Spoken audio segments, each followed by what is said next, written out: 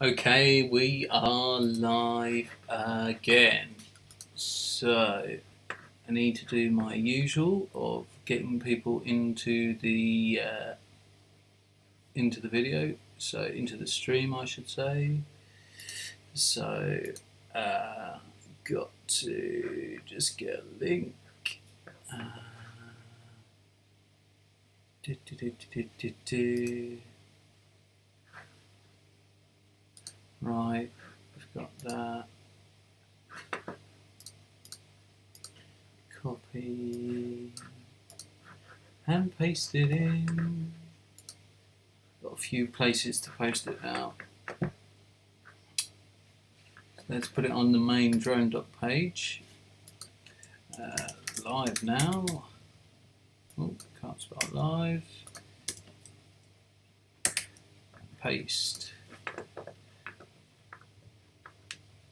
And then we're going to post it in here. Live now. Paste. Okay, and then one more. Live now. Paste. Okay. Tell all in the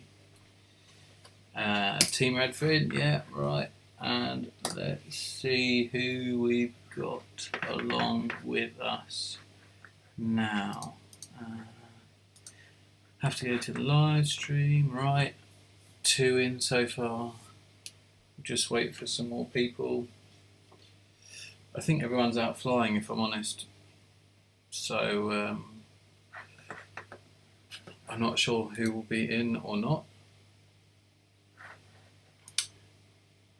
Wait for some more people. Waiting.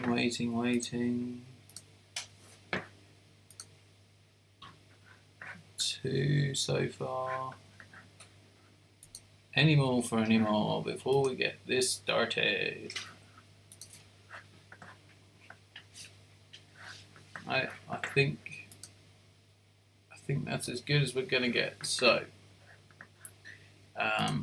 yeah, let us crack on. So where are we?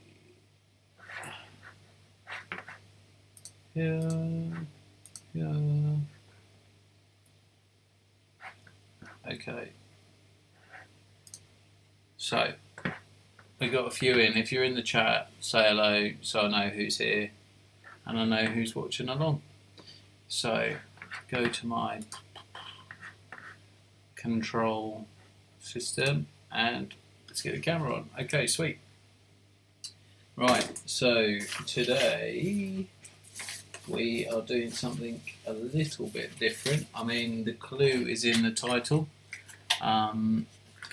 Probably guessed already, but we are doing a build on a Japalura. I think I spelled that wrong anyway.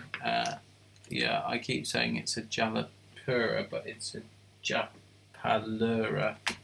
Just gonna change that in the stream. Yeah. Okay, so the Japalura build from Armattan or yeah, however you like to say it. Let's get it open. If we can find an opening stick here. So it's been a couple of days since I've done a build, so all of my tools are sort of back away tidy, so I don't know where they are, as per usual. So let's get, hi Derek, hi Matt, how's it going? So let's bust this open. So we've got the frame, and then we've got PDB, a little XT30 connector, some tiny bits of wire. Now Dale actually wants me to put an XT60 on that because most of the batteries he's going to buy are going to come with XT60, so we're going to change that out, I think. So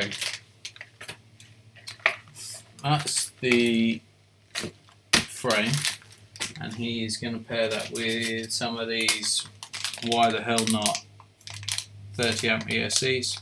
30 amps probably overkill, but they're so small you might as well. They're like the sort of only option that I had in. So yeah, hi Tricky, hello Willie, how's it going? Okay, so we've got some of these, and he has gone for what else has he gone for? He's gone for a Revolt, as I always recommend to everyone, and also he's gone for the motors. Are they? Yeah. The 1407 3850 kV, tiny little ones. You can see there. So they should look cool. We've got a little hardware pack in there. Cool. Okay, so let's get the frame. Oh, and he's pairing it with a Unify and what else have we got here? Some more motors. 1, 2, 3, 4. A Unify, an HS1177, and these, which I think are in the coolest colour I think I've ever seen. Some nice light blue HK 3x3x3s. Ah, sweet. So,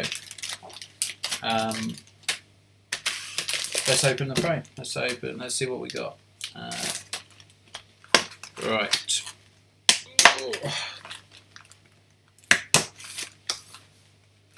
Put that to one side. So I'm sort of recovering from being at DRL last night. That was a crazy, hectic, awesome night. Can't wait to go to the next one, wherever that may be. Saw lots of seriously cool flyers.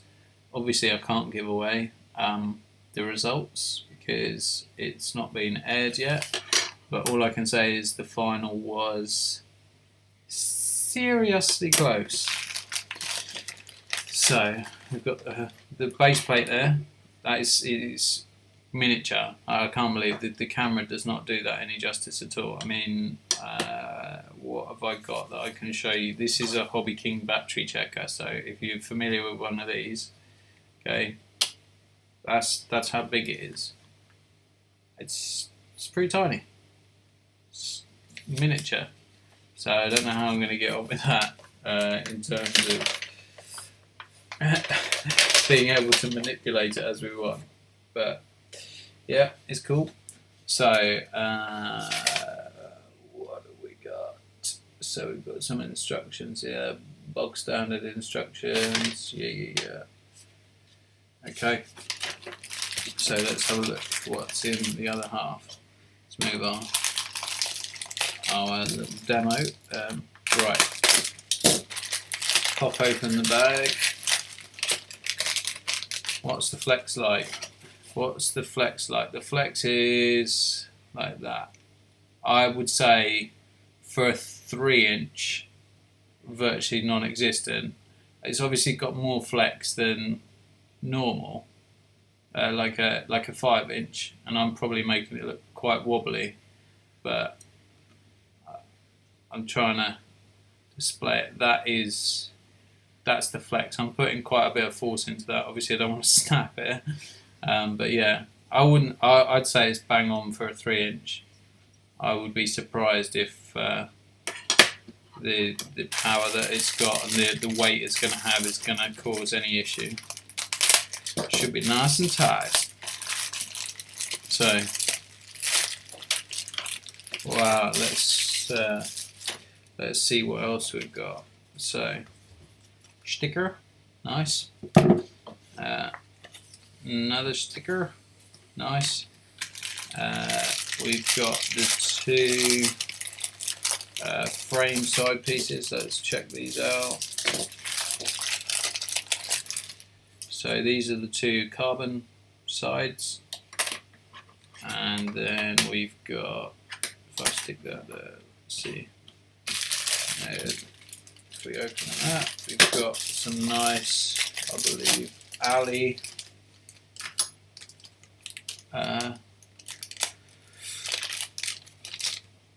some alley side brackets. Yeah, if anything, they're more flexible than the carbon itself, but yeah, no, they're fine. They're absolutely they got a nice finish to them. It's not super shiny. So okay, that is those. What else? We've got the strap, and then we've got the rear mounting bracket, all the appropriate screws, hardware, and foam sticky pieces and bracket. So I think the first thing to do is to probably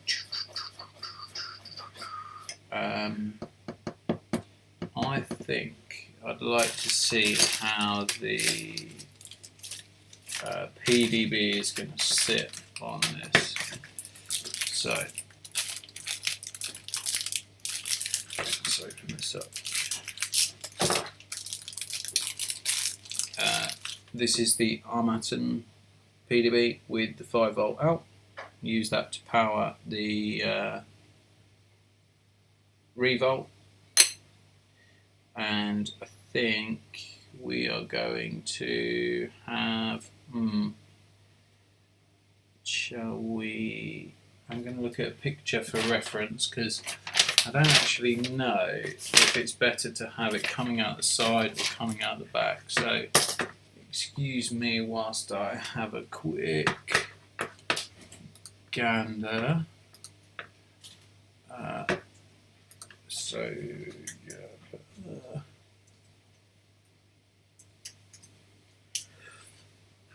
you did just ask me a question and I skipped off of it. What was it? What sort of money are we looking at for parts as a package? I don't know. You'd have to speak to Dale. I don't know off the top of my head without adding it all up, but it's not ruinous, I don't think. So let's see, where have they got it coming out? They've got it coming out the side. Yeah, everyone seems to have it coming out the side. You know, I'm tempted to put that XT30 on despite what Dale asked me.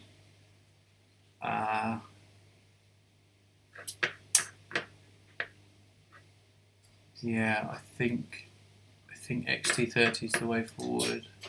Let's just double check some other pictures.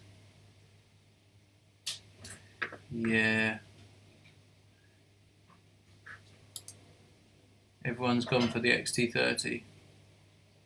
Literally everyone. So, tempting. What's your vote, guys? Everyone that's in the chat so far, shall we go with the XT30 connector? And if we need to, change all these batteries to XT30, or shall we go to the XT60 that he wanted to go for? Yeah, okay, you're right. Matt, you're right. 100%. So, XT30 it is. Okay, so, sweet. Now, I wonder... I'm tempted, very tempted, to have that hidden at the back. Yeah, I'm just looking at this PDB and I'm thinking, well, probably, first of all, is the frame symmetrical? I believe it is, yes. There's no front or back. Let's just use that. Yeah. So instead of having this little tab at the side for the PDB, I'm going to have it coming out the back, and I'll tape the back part of it so it can't arc on anything underneath. But then, yeah, we'll just have it sitting there, and we'll solder the battery cable just to one side of it, so it's nice and neat and out of the way. Okay, let's see. What I'd like to see is what we've got for space. So, oh right, okay, it is one-sided. It does go one way around. So that's the front.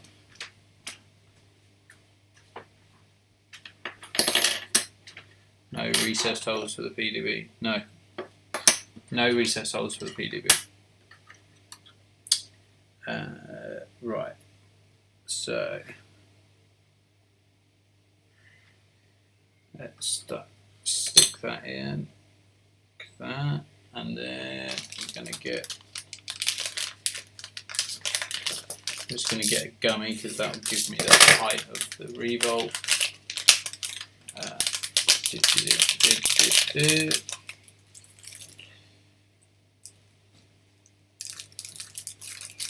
have a look here. Let's drop a gummy there. I think still good for height.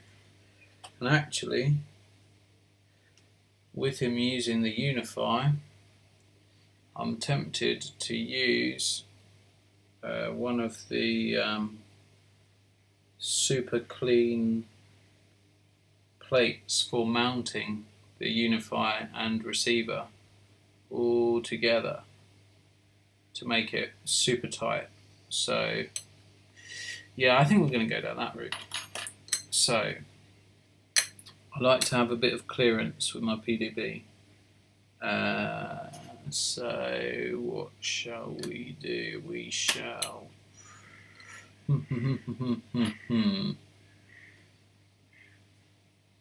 I like to have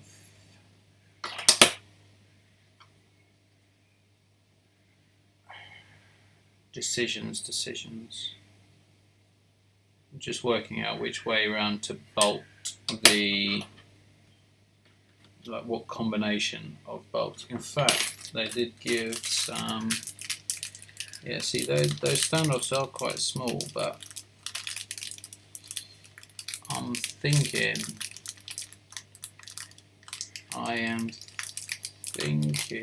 that we raise it very slightly. Now I can actually just use some washers. Right. I think the build time will be quite quick, but the decision making will be quite slow. So, yo Ian, how's it going, my man? Came to DRL with me and Tim yesterday. Had a banging time. Right, let us solder this up. So,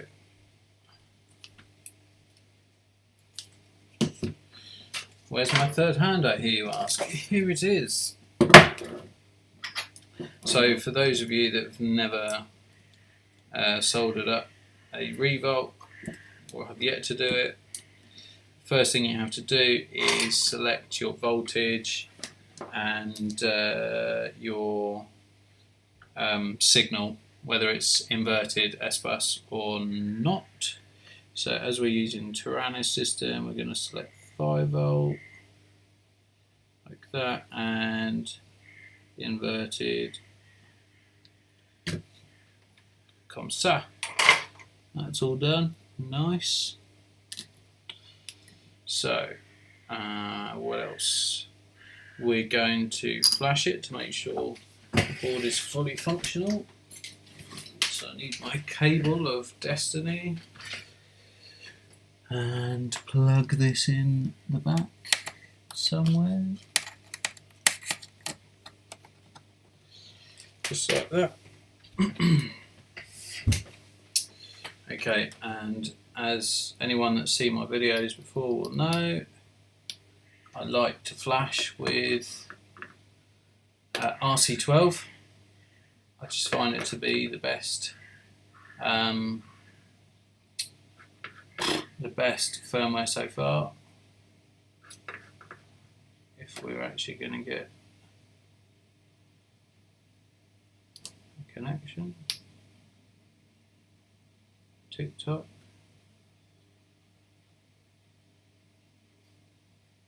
Now, I can't remember if I have to short the bootloader pads first time or not. Let's try it, as I've forgotten. It's been a while since I did one. Yes, even I forget from time to time. I've slept, I've done lots of stuff since then, so let's just short this and see. Consider yourself shorted.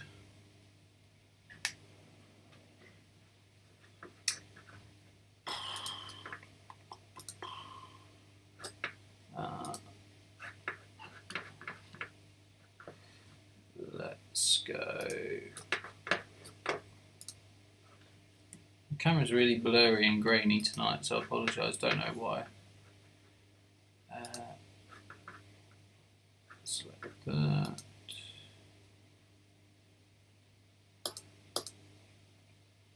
Interesting. I think my cable might be having my... there we go, right. That's better. So...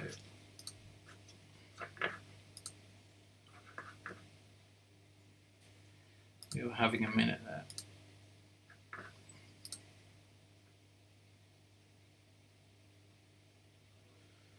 Okay, so any questions so far other than why is everything out of shot? Here it is. It's just flashing. Be right with you.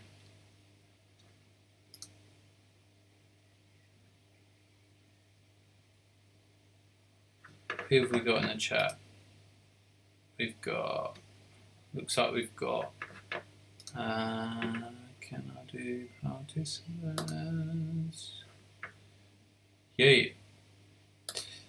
It's funny, it doesn't give me a list of people in the chat. I'm sure I'm just being like a super noob and not knowing how to do it, but yeah, it just gives me people that have messaged recently, so it's always useful. So it's still flashing. Flashing.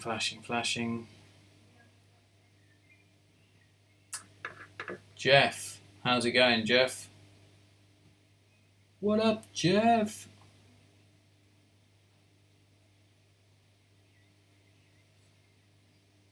It's been really hot today. We do have AC in the office, but man, every time I've had to step foot outside, I've got the patio doors open right now. I can see people barbecuing left, right and centre. Yeah, just enjoying the summer vibe. Okay, right, that's flashed now, so hopefully I can disconnect that. I can unbridge this. Consider yourself unbridged.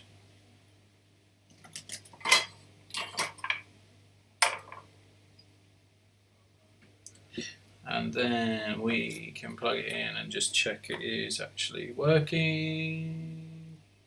Plug it in. Now, a lot of people, hi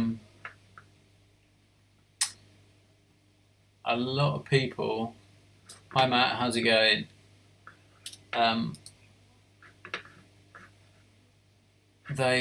Their first complaint is, I tried using the Raceflight app and it didn't work.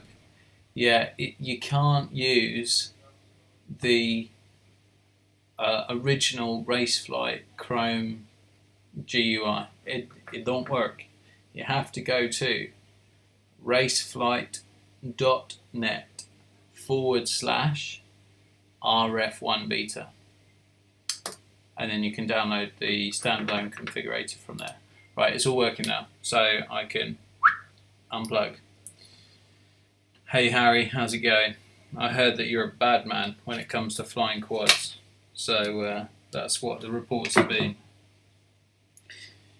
So that's all done, the flight controller's all done. Let's see about getting this all seated up. So what I need is my box of washers and so on and so forth, which are, where are they?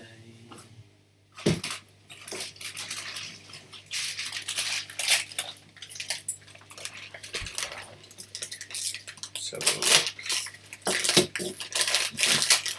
Amazon have delivered my prezzies as requested. So in here we should have some nice washers that will do the trick. So let's also put the gummies in the board. Oh dear, right. Feed this in. It's better to use a smaller one.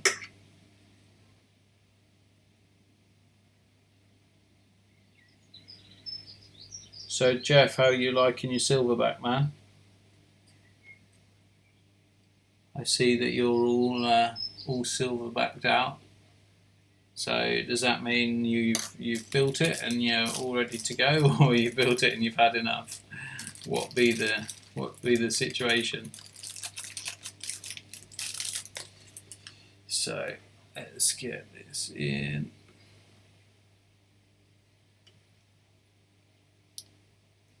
So anyone got any questions about DRL yesterday? I'm sure most of you have had the lowdown anyway, but I'll answer as much as I can without giving anything away.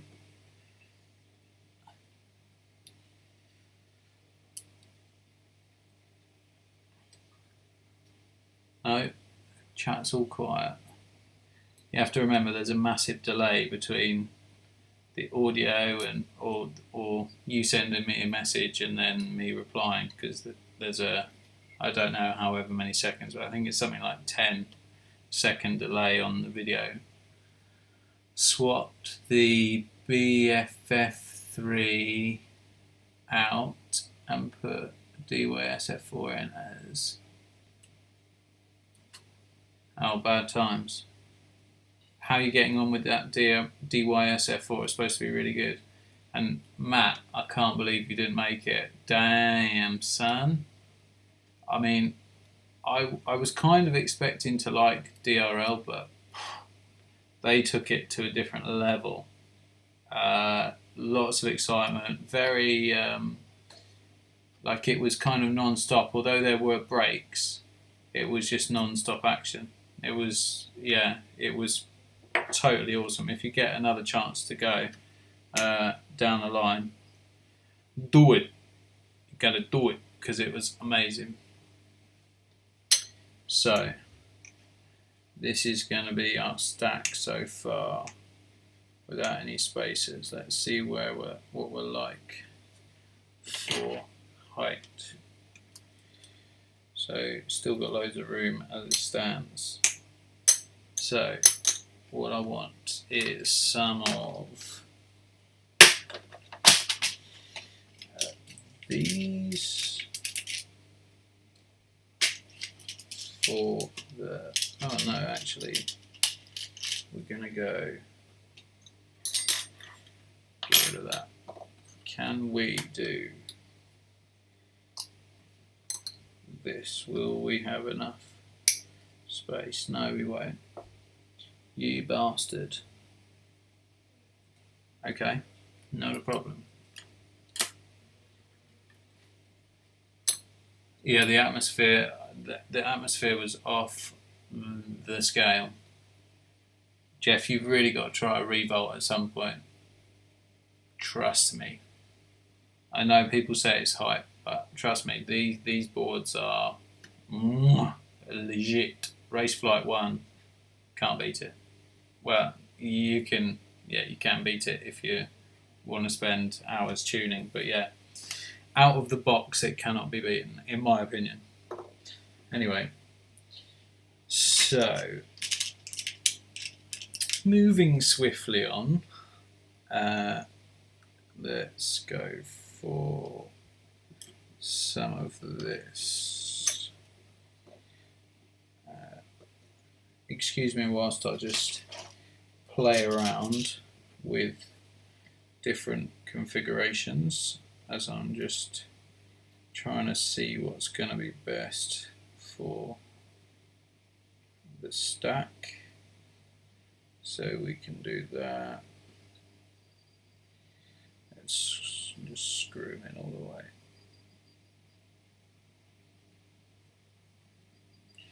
Okay.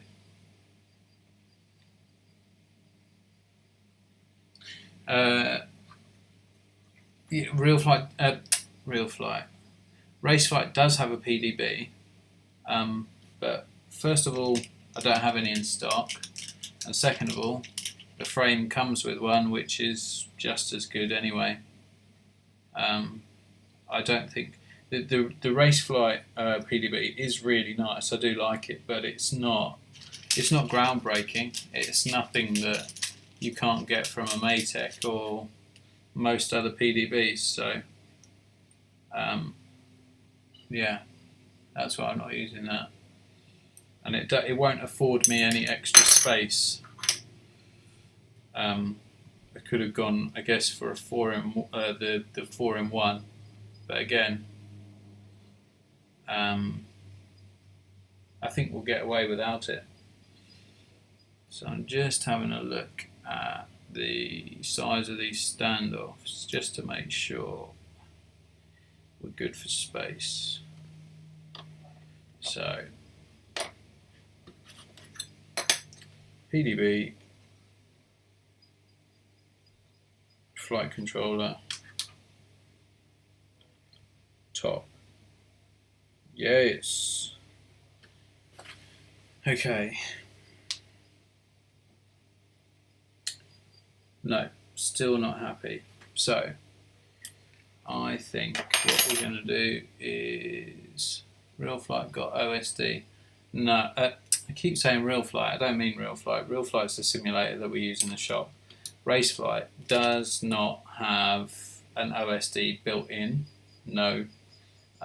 But you could get a piggyback OSD or something like that. Depends what you want. The Swift 2, you can use vSense to get the voltage if that's what you want, and it's got a timer. So no, the Raceflight PDB, it's just a PDB.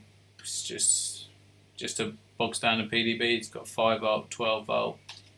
It's got all the same features. So no, not gaining anything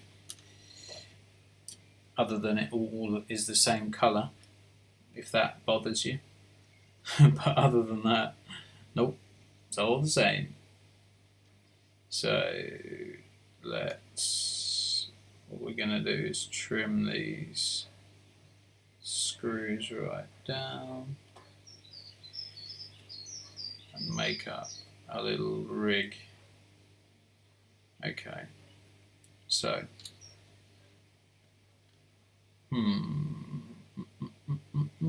so my brain's whirling at the same time as I'm thinking just the best way we can get away with this. Now, I am tempted, very, very tempted, as space is limited, to use one of these boards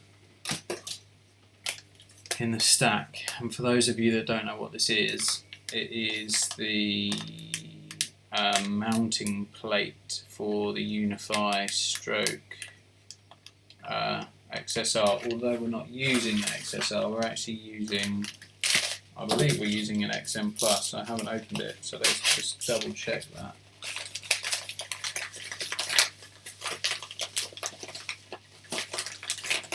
Pow. Okay. So tiny. Okay. That's cool. That is cool, bruh. To use the plate or not? I think it'll make it tidy. I think we're going to use the plate. Fuck it. We're going to use it. I think it'll make it nice and neat and just proper. Okay, so for those of you that haven't seen one, receiver mounts this side. Normally you can put an X4R and you just fix it one side. You can solder straight to it, and then you've got pins out here, here even. We won't be using those, but also on this side you just solder the Unify in place, and then it will mount directly on. So let's find that Unify.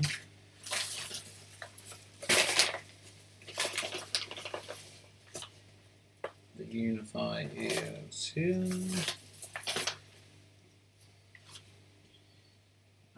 We have to take this off like that, and we will be cutting this heat shrink back.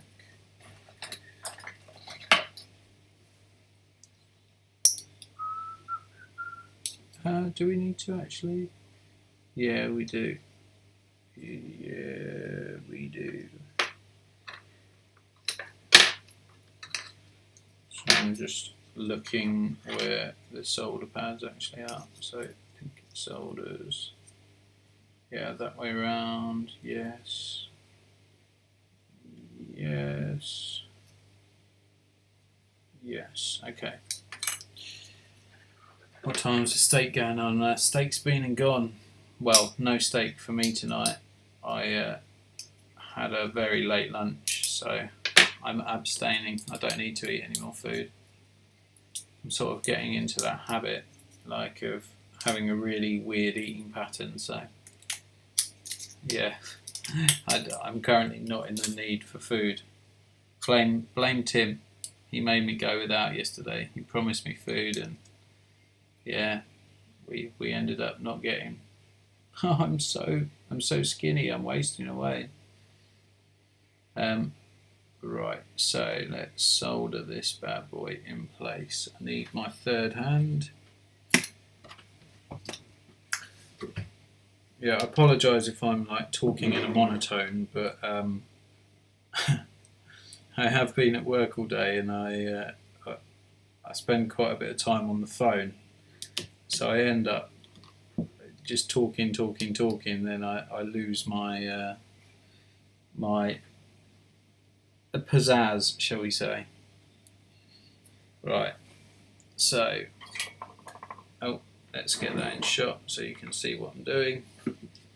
So around the outside there are just pads, solid pads that you just want to fillet some solder to hold the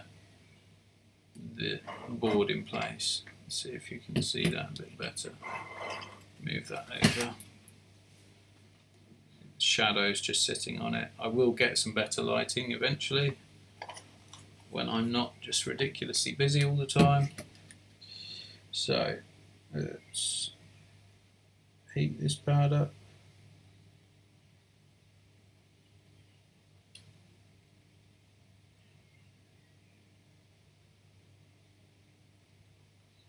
Lovely.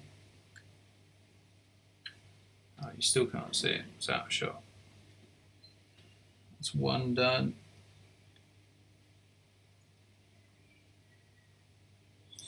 Feed some solder in.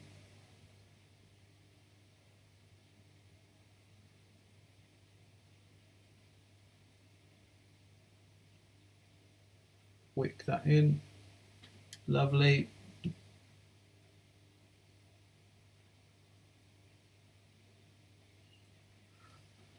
Okay, that's one side done. Now grab it with the other arm, like so. Then let go with that.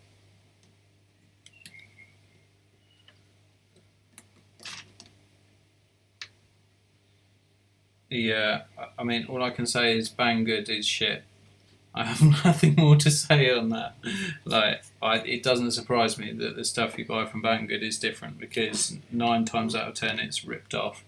So all I know is that there's lots of reputable sellers of FR Sky stuff in the UK, and yeah, the difference in cost for me is not worth it. I prefer to buy from UK and know I've got that comeback should anything go wrong. Banggood are about as useful as a chocolate teapot in my experience. They're okay for some bits, but yeah, radio gear and so on and so forth, try and stay away from. So that's all nicely soldered up now. So if I show you, try and get this on camera, you can see, if I pull this window out the way, I can see what you're seeing. So you can see here, got a little fillet of solder there, little fillet of solder there, and on the other side, little fillet of solder there, and a little fillet of solder there. So just makes it nice and compact, and you just mount your receiver on the other side. So we can move that out of the way and have another look at our stack.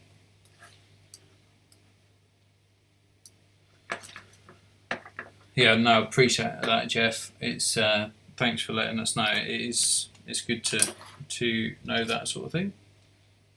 Right, so let's see now. We're going to use the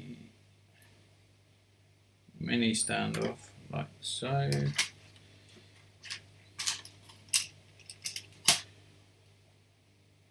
This is not the way it's actually going to be. I'm going to use female to female standoffs, but this is just to get a sense of height and for speed. So that's that. And then we're going to need to use some. Right, let's get the washers out. Let's have a look here. Can't open the bag.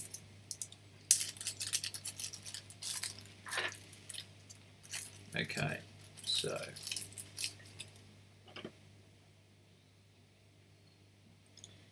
think if we use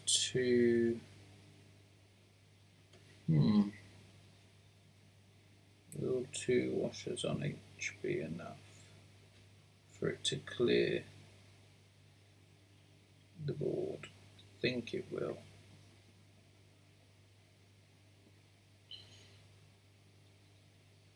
Just the quiet, meticulous bit here.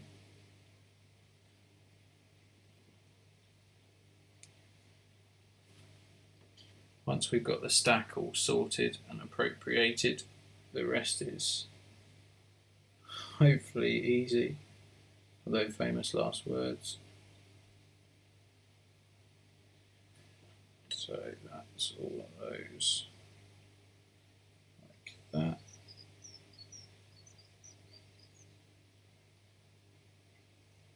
Sweet, just knock that off.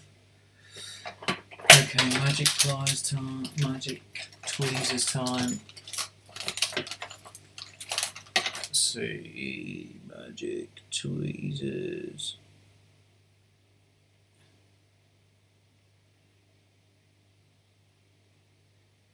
Okay, and then let's just chuck that on there. You bastard. Well, I can see anyway that that's going to be nice and clear. And we can even get the little XM underneath that. So that's going to be that high. Everything's falling apart. Let's check again.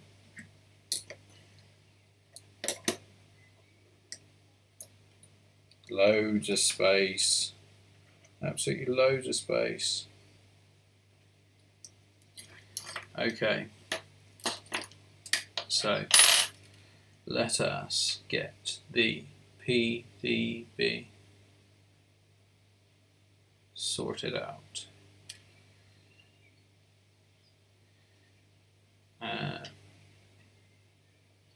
Yeah, you read my mind. You read my mind, Jeff. That's what I'm going to do. So I'm going to start by threading one of these through, and then one of these through. Is that going to be enough to lift it? Yeah, because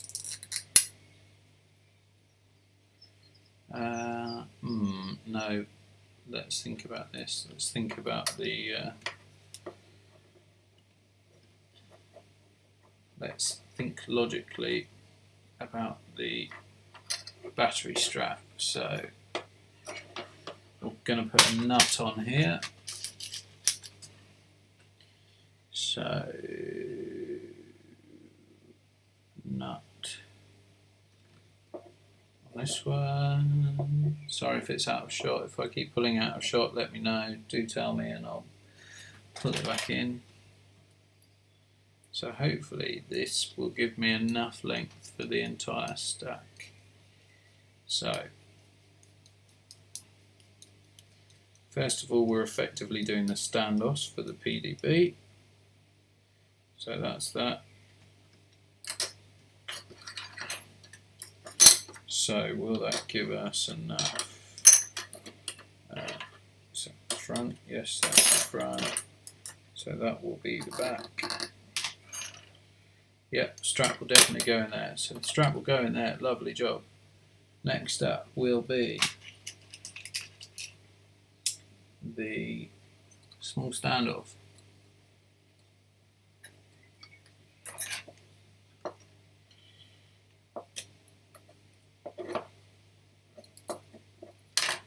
Oh, come on. Thread that on. Lovely. So that's that. Oh, we're going to run out of space, I just know it. So then that will be on. Yeah, no, we've already run out of space. So we're going to have to do it the original way. Not a problem. Not a problem, he says. We can use a shorter nylon bolt to take us X distance into the first standoff. So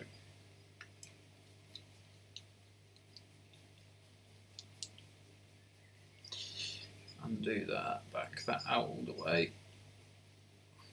Everyone's switched off now because it's so boring. But you've got to get these bits right. That's the thing. These are the key parts. So let's. I have noticed it has actually got 20 by 20 or whatever that is. The size for the micro, the smaller stuff, like the millivolt.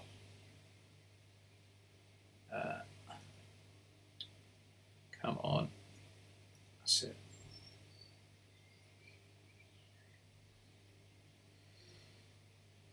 Come on. Oh, it's been a long day. Can't believe it's 9:30 already. That's crazy. Okay, so we've got that. We're going to put the PDB on like that, and then we just need to trim, literally,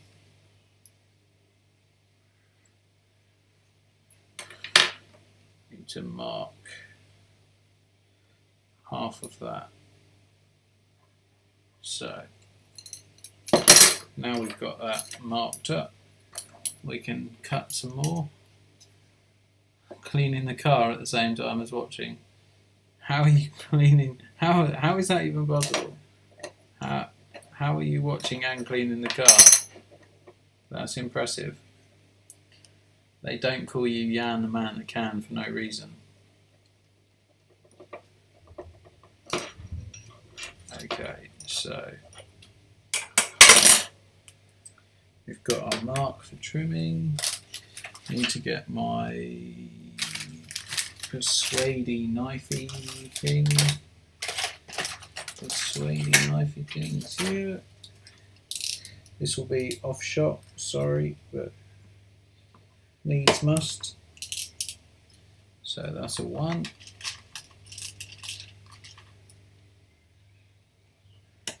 Got oh shit.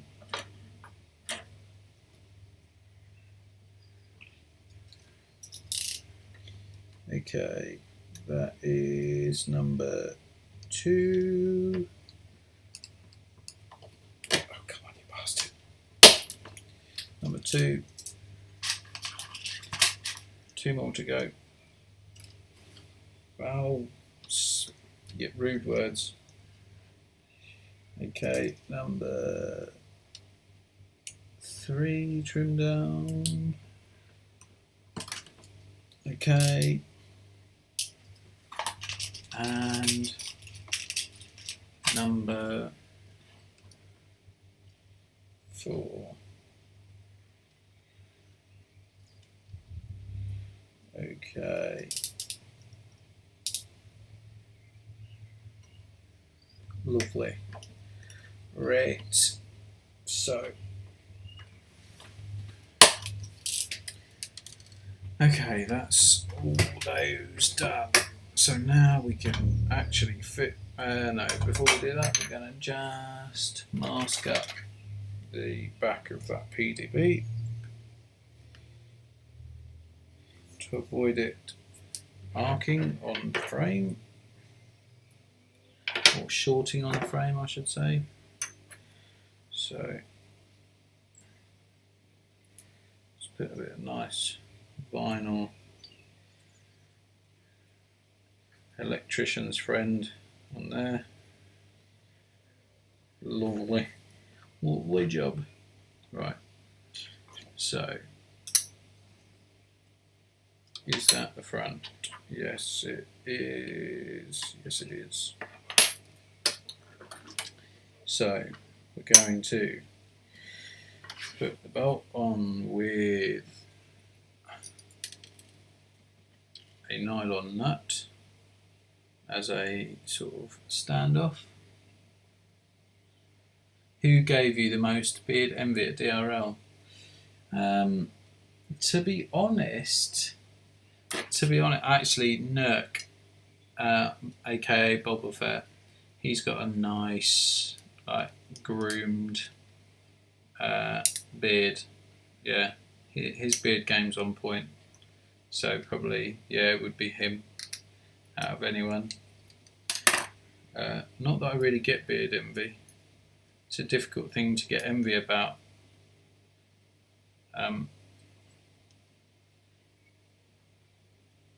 It's not particularly glamorous having a beard.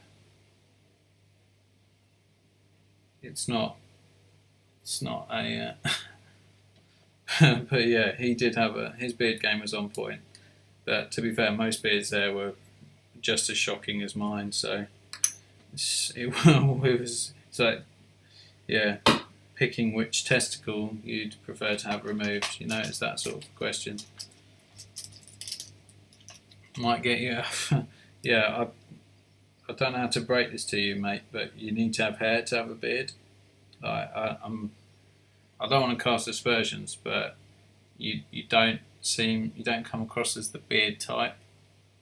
If you catch my drift, I mean, I'm just saying, not making any sort of suggestion, but I'm just saying you don't look like the beard type. I mean, I know there are plenty of bald men that can grow beards, but yeah, you don't want to be one of them, if I'm honest. That's a strong look, and you'd probably have to be fully a biker, Hell's Angels. I think they're typically the sort of people I think you get. It depends what sort of beard you're going for as well.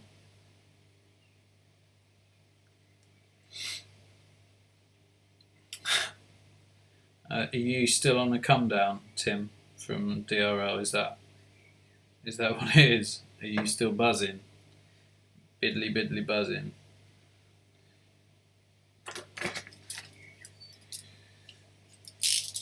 Let's trim this shit down.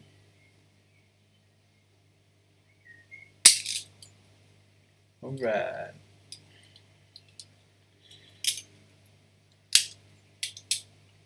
Just making good on these screws so that they don't go too deep into the standoffs when I put the PDB on. On you go. Go on, son. On you go.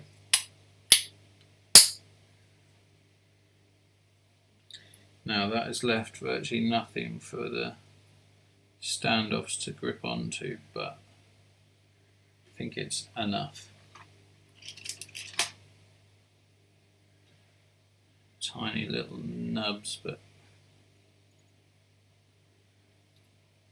that's not going anywhere. It's not going anywhere.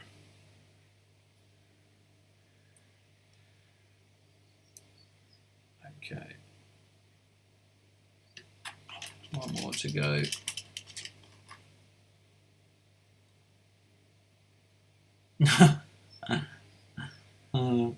Okay. Yeah, but Jeff, the thing is, I'm just going from your little profile picture, which I can't, if I'm honest, I can't really see properly. But your beard looks sort of under control, shall we say.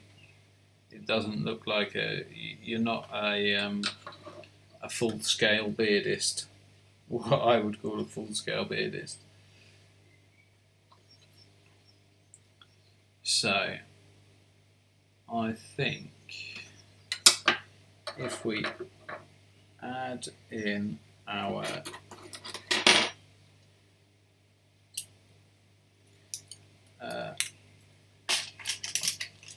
top part with some washers, so one, I think we said two, it's going to give the clearance we desire. Well, I'm tempted to go one and see what that gets us. Which way round should we have it? That's going to be coming out the back, I think.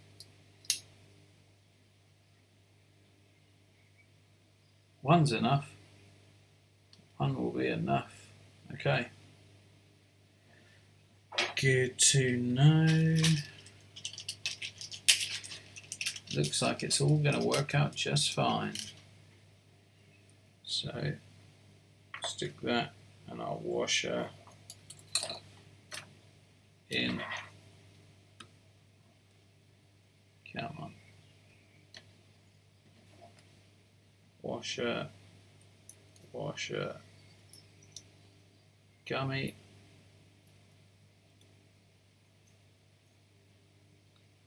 Sweet. And then stick the washer in.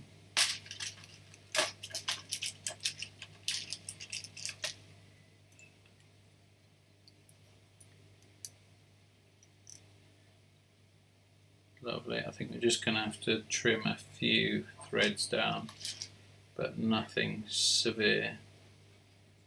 on. Oh, come on. Let's get this washing.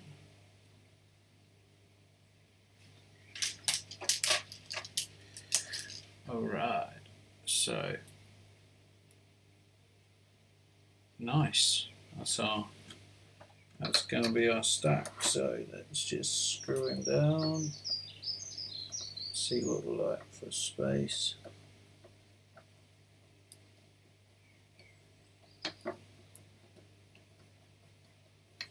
And how much we'll actually have to trim.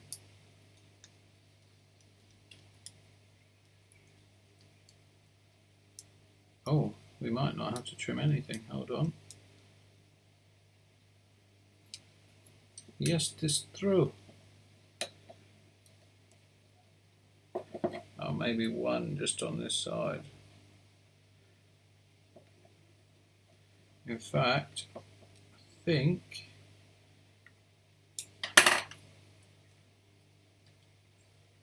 we are golden. Nice. Okay, so that is a nice, tidy little stack. I think we can still get the. Might have to put another washer in, I think. Yeah, another washer in each. But other than that, we're good to go. So let's take this off. Let's get soldering.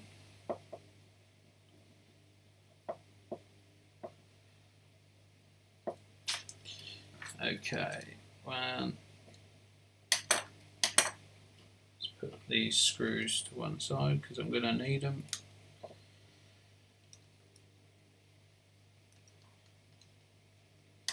Two.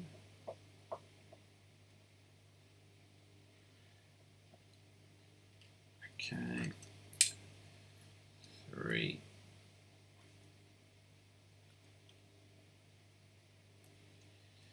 And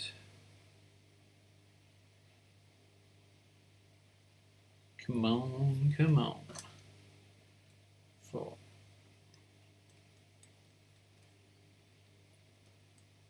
Now I'm just thinking, oh, my washers have gone everywhere. It's fine. It's fine, don't panic.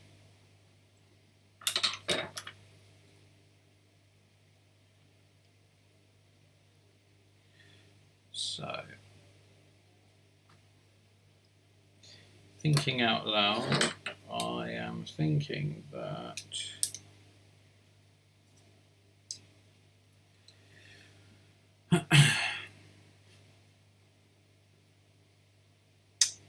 speed controllers. Let's have a look where the placement is going to be. Yo, Dale, how's it going, buddy?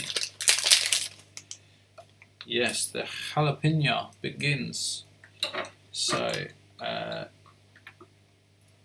think just like that will be nice and tidy and tight, and yeah, I think we'll just stick them down. I think that will be the way forward. You can always cable tie them after, but they won't be going anywhere, trust me. There's not enough slack in those cables for them to be going anywhere. That is faux shower. So, pretty damn sexy. Let's get the motors all buttoned up. Yeah, they have got sort of toes. You're right, Mr. Clegg. Sort of toes, definitely sort of toes. I think that's, if I remember rightly from listening to some frame manufacturers, that is all to do with for load distribution, I believe. That is why they use the toes. So, let's get these screws out. Now, normally, anyone that's had a quad built for them by me knows I'm a 2-screw man. However, in this case, as they are so tiny, I think we'll be going for the full 4-screw action. So, and as they've only given one set of screws, I'm assuming they are the right. Yeah, they are. They clear perfectly. This is proper sexy. Yeah, it won't do it justice until I've actually got the motors on, but damn, Dale, we've decided to go with the XT30 connector because I think the batteries that you'll buy will typically come with an XT30 connector on them. That was the general consensus. I haven't put it on yet, so hey zombie, they are the Oomph 1407 3850 kV motors. So, oh, don't know why I'm throwing that away, we need that. So, let's get it. I mean, this is a tiny, tiny build. Super tiny. This brings tiny to a new level. For sure. For sure, for sure. So,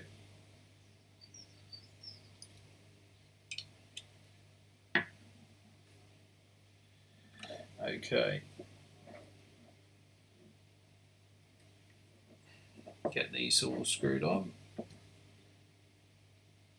And as I said before, I am using all 4 screws. Normally I only use 2 per motor, but as it's a micro, just you don't know how they're going to shake themselves loose over time, so we'll just make sure they're all in there.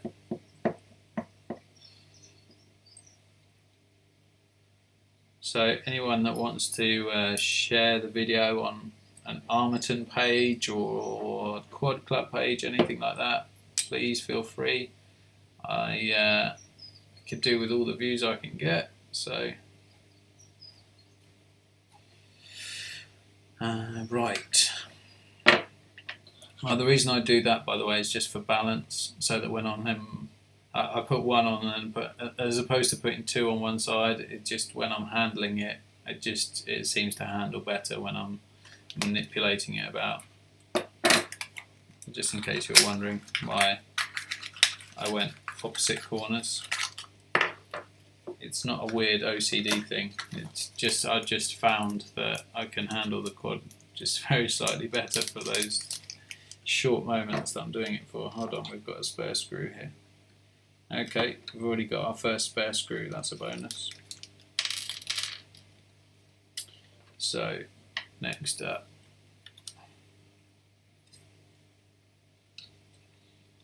Okay, if I'm doing this out of shot, I do apologise, but it is hard to build on camera.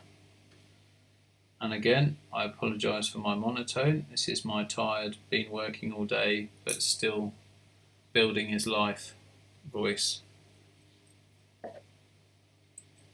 Those that have been flying with me know that I'm typically a lot more energetic and potentially charismatic in real life. I'm also at the shop tomorrow, so I'm at the shop doing drone repairs and, well, if you want, heli repairs, car repairs, plane repairs, any sort of repairs. So if you want me, come and get me. Be working in there all day, and all day Friday and all day Saturday. So if you need any help, just pop in, say hello. I might even make you a cup of tea. So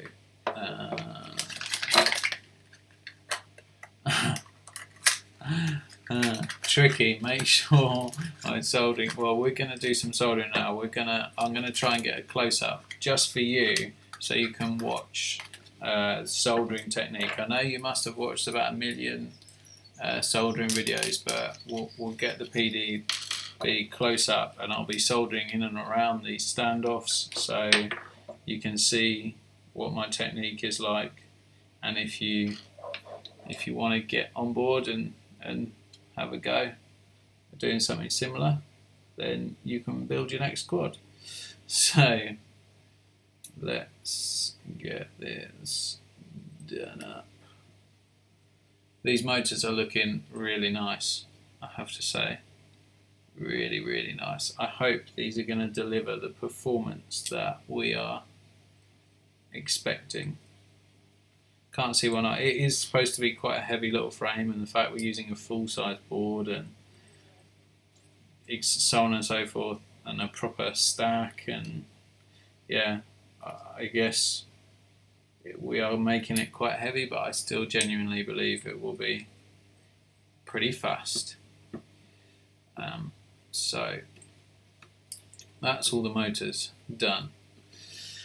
So I'm just going to tuck these wires out of the way so that we can focus on tinning. So tricky. This everyone else can effectively tune out, because I'm going to be talking directly to Tricky and whoever wants to listen. But when you're soldering Tricky, first step is good tinning, and by tinning we mean, as I'm sure you know, we're going to apply the solder to the pads first of all. Okay, so let's get this in a nice grip here.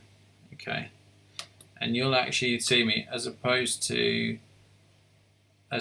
moving around the quad, I'm going to move the job. That's what I typically like to do. So first step is, you will see my tip is, let's try and get directly under the camera, so you'll see my tip is dirty.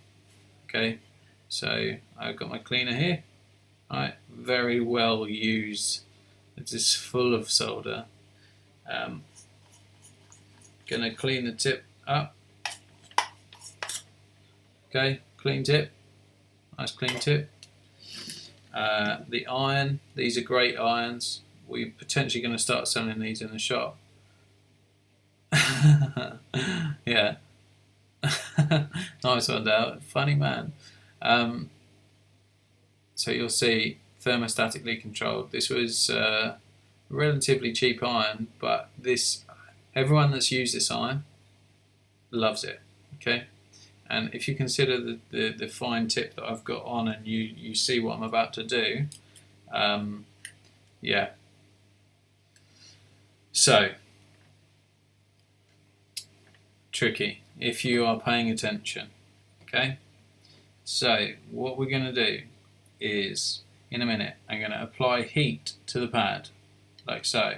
I'm going to feed solder in, I'm going to take the solder away, and it should leave a nice shiny pad. So heat, and I'm working around the standoff, and done. Okay, just like that. So you can see that's nice and shiny. Sorry, I was just watching back on the video because there's a delay. So I'm going to do this pad. I'm not going to do the pads in any particular order other than the order that they're easiest to get to. So apply heat, apply your solder, and done. Okay, next pad, you can see that's quite nice and shiny. So let's do the positive this side. Heat, solder, solder, shiny, done. And you don't want to load. You don't want to load the pads up with solder, especially not on this. We're doing smaller stuff. But yeah, just enough. Hi Keith, how's it going? Right. Heat, solder, done. All done. So I'm going to just take a brief moment to clean the tip. And I think we're going to have the power cable coming off this side, so I'm going to tin this pad as well. First one done, second one done, third one, and this should show you the power of this iron. I'm doing quite meaty pads, just back to back, without having to stop in between, because it's keeping the heat. So we're going to do 5V output and ground, and then next one. And you can't really see on camera, but all of these pads are nice and shiny. That's one of the most important things. That's when you know you've got a good, or the basis of a good joint. Your pads are nice and shiny. So just finish that off. And actually I think probably, no, we'll leave it like that. I think we'll leave it like that. Looks good to me. Okay, so now we're going to get the speed controllers in on it.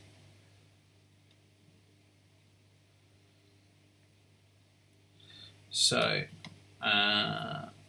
we are going to put the speed controllers on. So first things first is we're going to cut our wires accordingly. So speed controllers we're going to mount here, like that. Now this shows how tiny these speed controllers are. The 30 amp speed controllers, and the arm is still wider, like on a 3-inch frame. That's pretty impressive. Okay, so we're going to cut to there, meaning yeah, our wires are going to be there. So I'm going to use a fine pair of scissors actually, just to mark where I'm cutting. Okay, so they're done. 1, 2,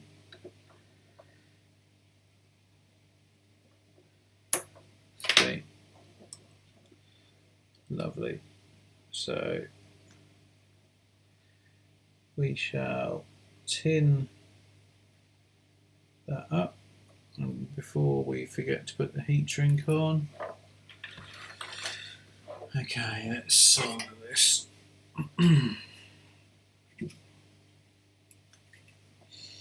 So 1, 2, 3. Okay. I always prefer now. I always used to in the beginning, when I first started building quads, I used to always solder up the motors and speed controllers in situ. But recently I've been actually making them up off the frame, and I actually think it's slightly easier. But in this case we don't really have that luxury because the measurements are so tight. So just gonna tin these wires. If you can't see it, I apologise. I'll bring that back in. 2, 3. Okie dokie, and then take speed controller and taking the middle wire first, solder that up, clean the tip, and then we can use our little tweezers and get everything all in place nicely.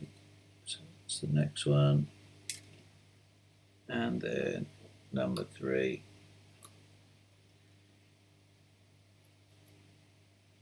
Just like that. If you didn't see that, there it is. So it's quite funny because the speed controllers are purple as well, so it's definitely purple themed. Definitely 100%.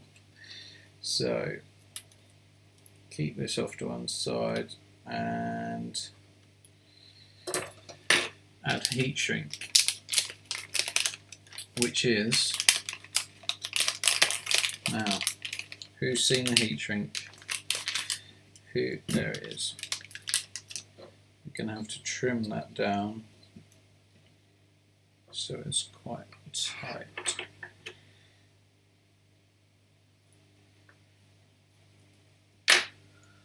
Okay, thread that on.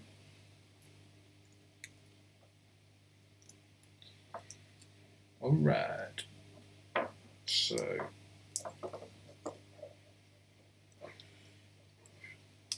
excuse me. Come on, you bastard, right. Okay, that'll go nicely on there, and we'll shrink that, put a bit of sticky on, and then we'll chop the wires and solder them in place. So, get some of my lovely sticky tape and my iron for to make shrinky. Okay, so first of all, we'll shrink that down.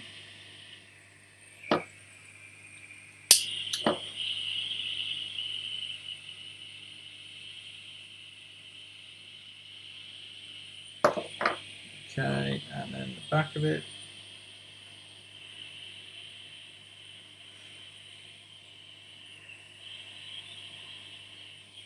Sweet. And then we'll cut a tiny bit of this sticky tape.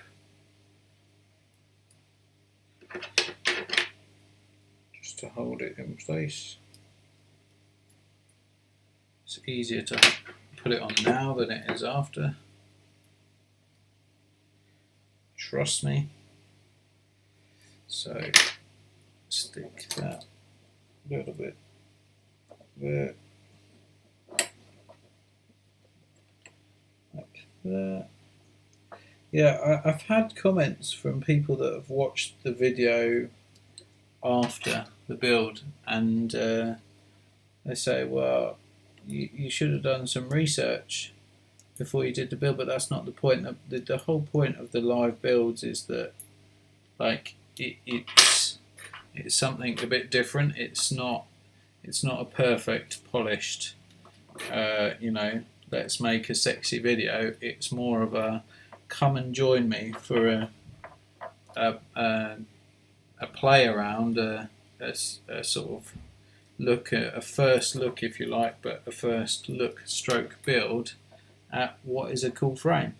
Simple as that. So yeah, it's not, there's millions and millions of ordinary build videos out there, so yeah, this is more of a get together and watch and learn at the same time type thing. I'm by no means the best builder in the world. I can build a decent frame. I think most of my builds come out really nicely, but yeah, my production values are not super high. So yeah, if you're looking for that, I think you're in the wrong place, shall we say. So,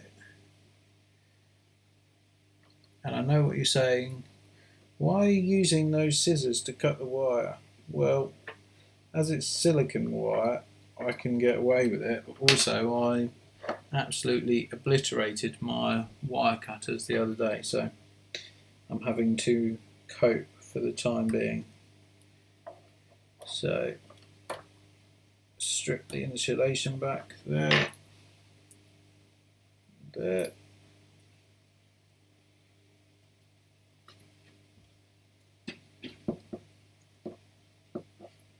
One and two. In those.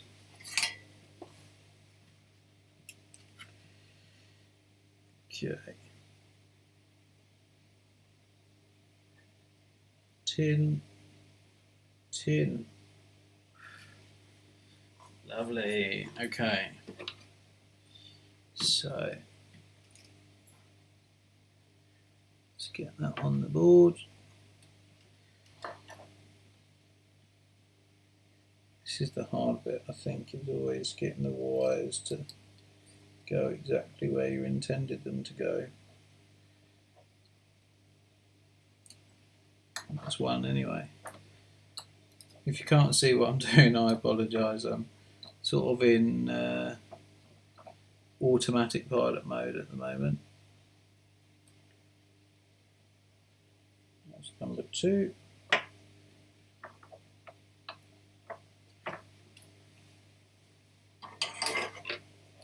Okay, so that will give you a closer look as to what I've done. Nice. Little tidy joint. They are shiny. They don't look it on camera, but if I can get them in the light, yeah. Nice tidy joint. So, next up, number 2.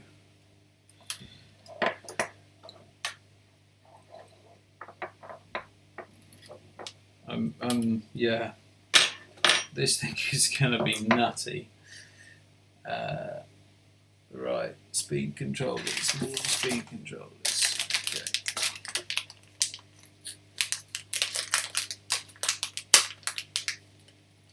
Open the next one up.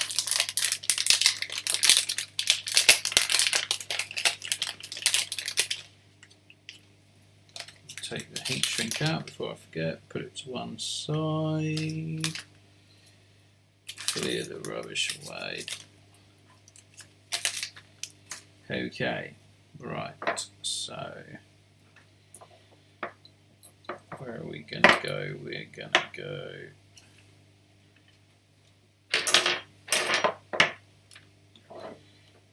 here. We want it in a similar place. Just there, I think is perfect. Yeah, okay, so we shall cut the wires accordingly. Make a little mark there.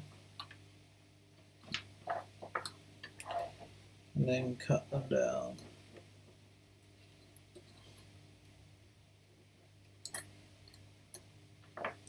One, 2, and 3. Okay. Take the insulation off. 1, 2, 3.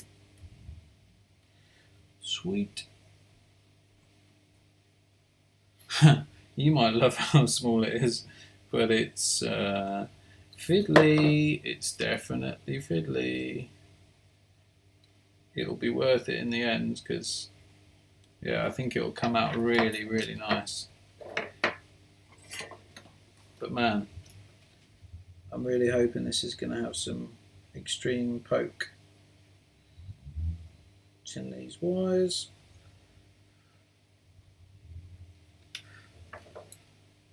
One, 2, 3. Tin the speed controller.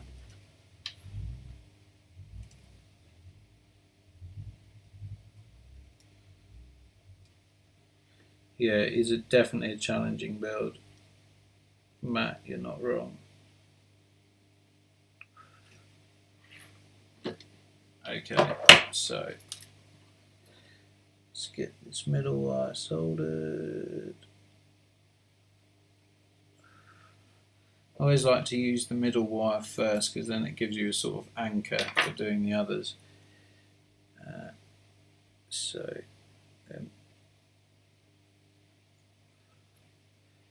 Wire number 2 and wire number 3. Sweet. Sorry, again, it's off camera. I apologise. it's just one of those things where I'm concentrating very hard. Okay, trim this heat shrink down and thread.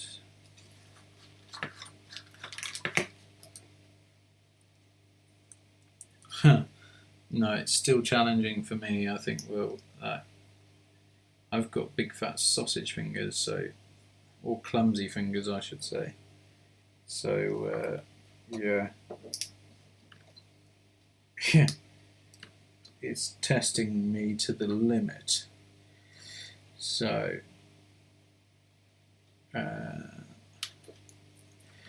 probably trim that heat shrink just a fraction more.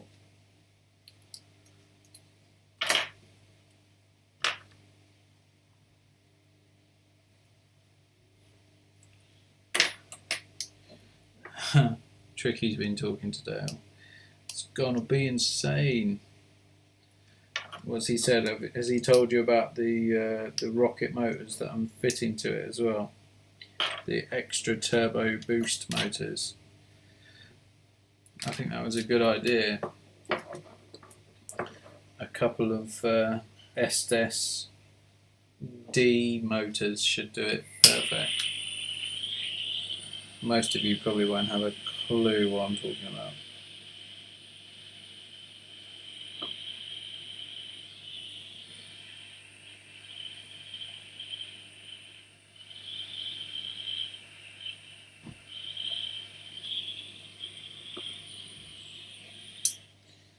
Okay.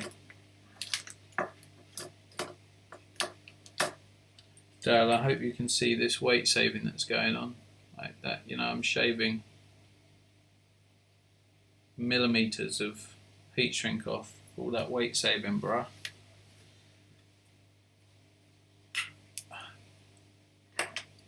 So another bit of sticky going on. Just trimming it up. Trimming it up. Okay.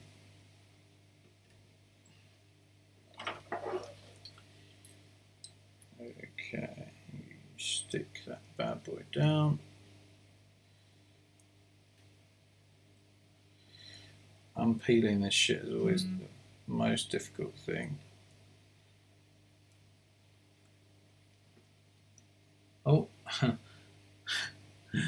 I just got my daily gyrosphere points.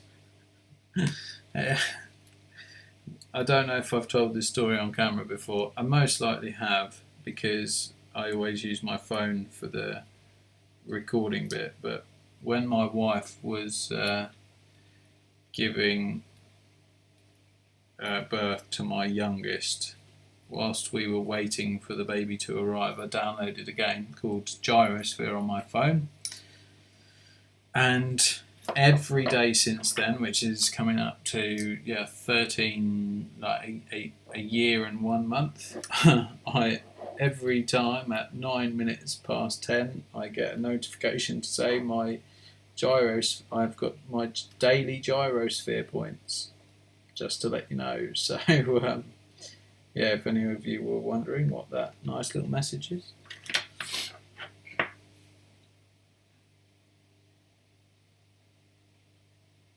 Okay, so trimming these wires down, trimming them down a bit more. Yeah, 4S. You know it's all about the 4S. You know it's all about the 4S. Couldn't not have it 4S in my opinion. Just, it wouldn't be right. Let's just check that for all our clearances before we get too deep in the build. Yeah, it's looking legit. So tiny. So tiny. So let's trim this wire.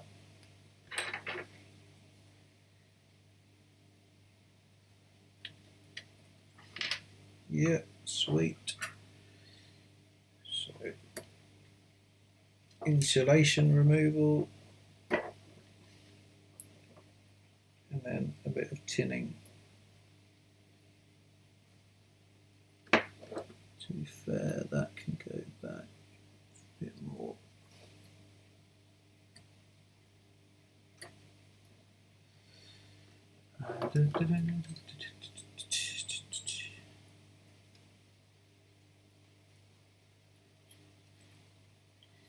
Right, let's tin these wires and get them soldered on.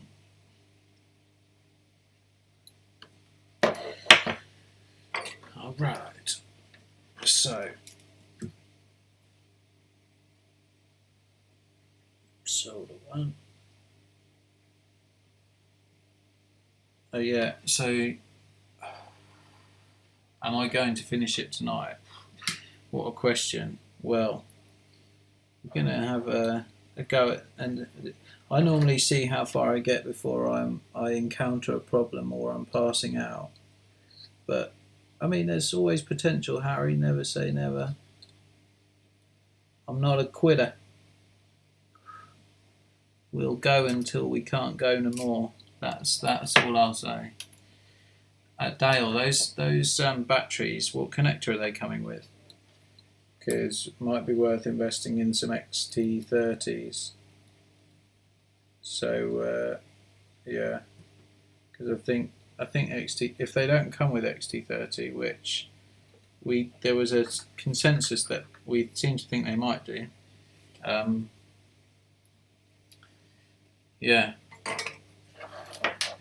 I think it might be worth it. Damn, son. Damn. But it's looking legit. Even though I do say so myself, I like the purple on the speed controllers.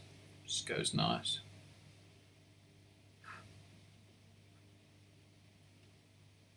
XT60, okay. Well, I haven't done the battery connector yet, so let me just double check and see if I've got one. I think I did put one to one side for you, but there again, Will might have spanked it because I was making some cables up for him. I don't know, we'll see.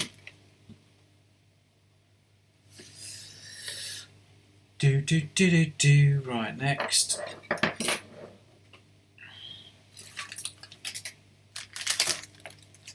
Where did I put all the speed controllers? Yeah, I know, Dale. I know. You want the XT60. It's all good. It's all gravy. We'll put an XT60 on. Don't worry about that.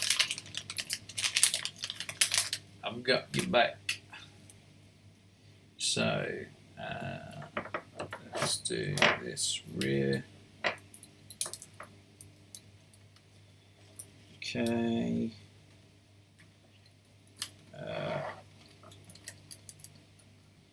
So I think the wires are going to go there. Yes, very nice. Very nice. So get my marker and just give it a little tweak like that.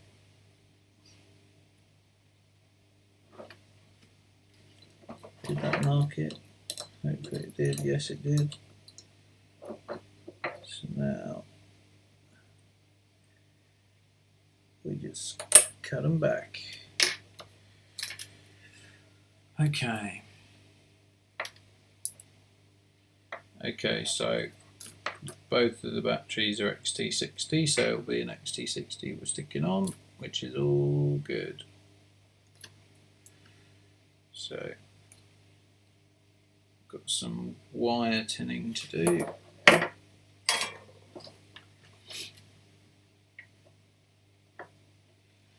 Wire 1.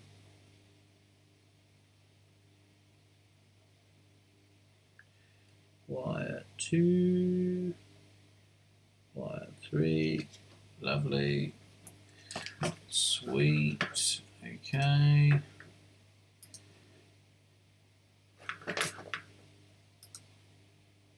And It's alright, I'm just reading my messages just in case. Because I do get messaged quite a bit whilst I'm doing live stuff, and I invariably miss stuff. So let's do that. Blimey, 12 messages. Nice. Okay.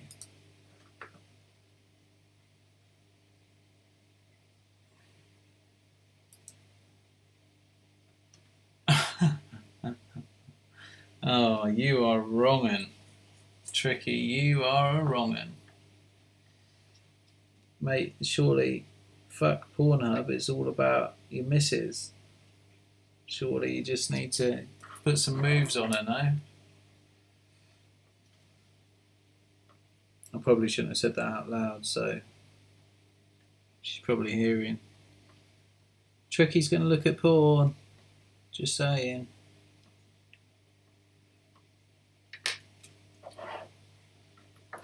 Right, so let's do this file number 1.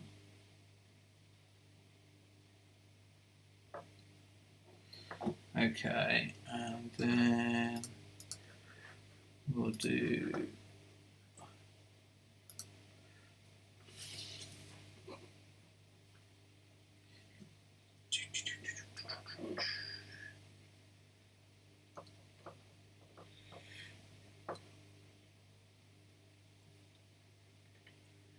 the second wire. Okay. Are we still streaming? Because it looks weird on my thing, I don't know. Looks like my stream's given up for some reason. Don't ask me why.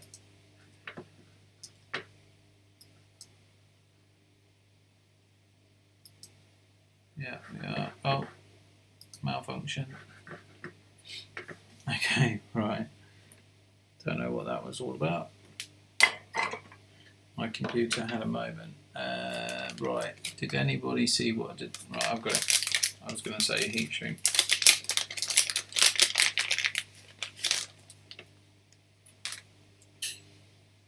Okay. So, heat shrink going on. Oh, I've got to trim the heat shrink. Trim the heat shrink. Okay.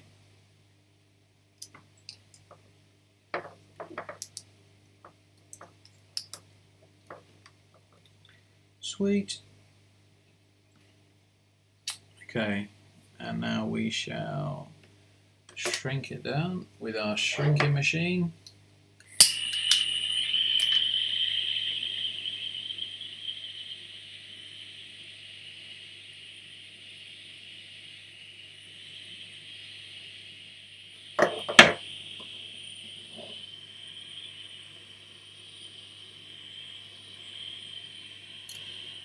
Okay, it's looking nice and shrunk.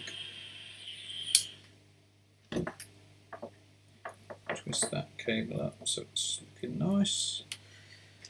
Put some more sticky on.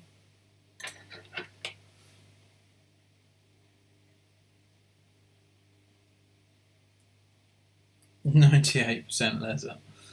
Fucking hell.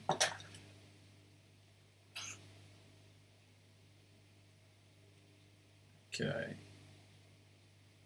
Yeah, these the speed controllers are the Emax Purple Bullet 30 amps, and they are my go-to because they're so small. I mean, look, we're putting 30 amp speed controllers on a 3-inch quad. Know what I'm saying? Like, they don't look out of place. They do look chunky, admittedly, but if you put them on anything else like a 5-inch, they look literally miniature. They are the size of a 5p piece, so it's all good. So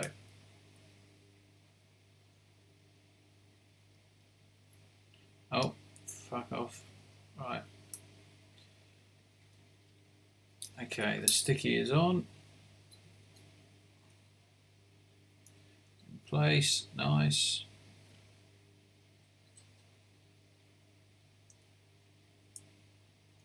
And now we can solder the main power wires in place. Just got to trim them back.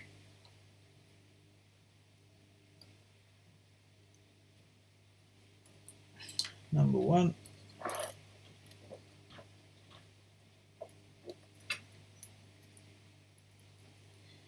And number dos. Come on, come on. Oh yeah, it whistles because I'm guessing if that's the obsession, it's got the Dow cyclones, which they are specific. I mean, they whistle anyway, but they whistle shitloads on the obsession. Don't ask me why, because I don't know why, but they definitely do. That is for sure.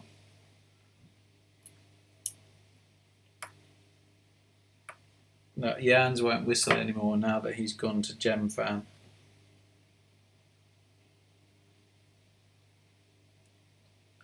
He's a Gem Fan loser. Loser. But yeah, the jury's out on the Gem Fans until. To be fair, I have really good things. Yeah, the Emax Purple Bullet 30 amps are much smaller than the 30 amp Speedix. Much smaller. Like tiny in comparison. If you have a look at my Kraken build video, you will see the difference.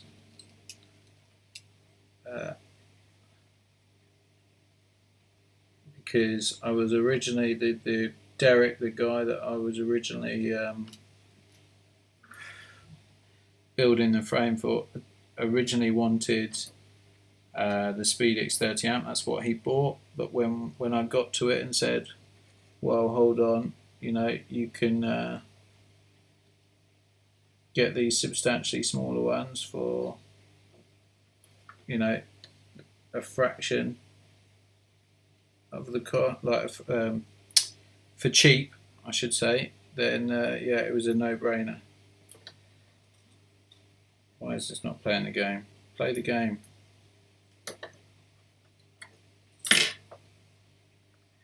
And am I going to drop the XT60 at the bottom? No, I'm going to drop it out the side so that Dale can elect to use it on the top or the bottom.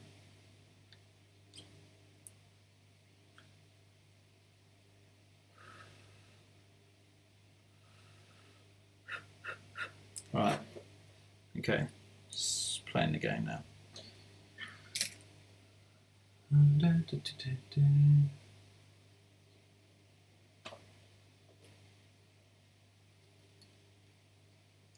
Now, you have to try these things out. I don't have to try anything. I use you lot as guinea pigs to try stuff, and then I can see if it's nice, then I can use it. But if it's typically as I predict it's going to be, then I don't have to worry about it.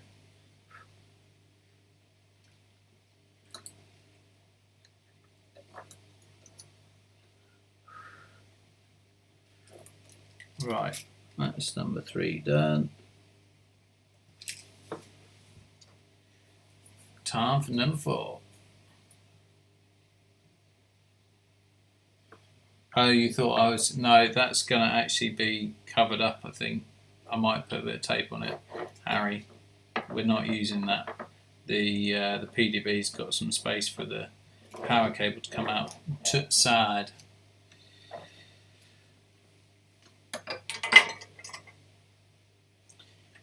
Okay, so one more to go.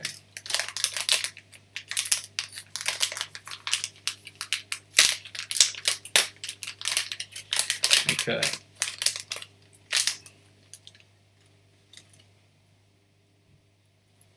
The thing is, so just talking about these props, okay, so just let's, whilst I'm doing this, do a bit of prop theory. So currently, so the trend initially when we went to tri-blades and 5-inch quads was a 5 by 4 by 3, okay? And the motors at the time, for the motors at the time, that was a pretty staple prop size. Then they went to a 5 by 4.5 by 3, and that was found to be better. The output of a 5-inch blade on a 22 size to 23 size diameter stator was there or thereabouts. They hit the sweet spot. And then Chinese manufacturers decided, well, bigger numbers got to be better.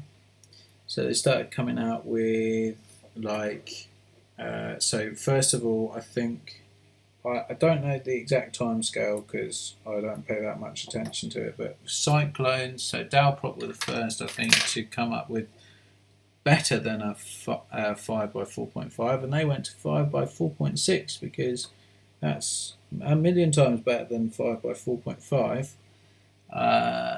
I'd love to do a comparison with someone that thinks they can tell the difference between the V1s and the V2s, because I definitely can't. Maybe I'm just not good enough. But then Racecraft decided, nah, do you know what? 50 by 51 is the way forward. The problem is that for some motors, there will be some motors out there that the 50 by 51s will be suited to, but typically they will be a lower kV motor with lots of torque, and yeah, if you just go up in prop size and you don't do anything to your motors and your drivetrain, etc., then all you do is just make your quad really inefficient. It's as simple as that. So yeah, I'm still not bought into the 50 by 50, 50 by 51, 50 by 52, and so on and so forth. I've yet to see any actual proper gains as a result. But that's just my take on it. I'm sure lots of people think I don't know what I'm talking about. So it's all gravy. I don't mind. I'm used to it. But yeah, let's see. I do, however, on the positive side, the HQ at 5 by 4.3 by 3 is supposed to be legit blades, and I know someone that uses them and likes them, and I've heard lots of other good things about them. So yeah, that goes to show that a lower pitch prop is sometimes beneficial. So back to the soldering, we're on to motor number 4, or speed controller number 4. Getting the middle wire soldered up first. Give it a quick zap. And done. And then get our magic tweezers out. I think I might have bored Jeff to death there with my prop talk. Sometimes I do go on a rant. It has been known. People that fly with me know. I'm a creature of habit, shall we say.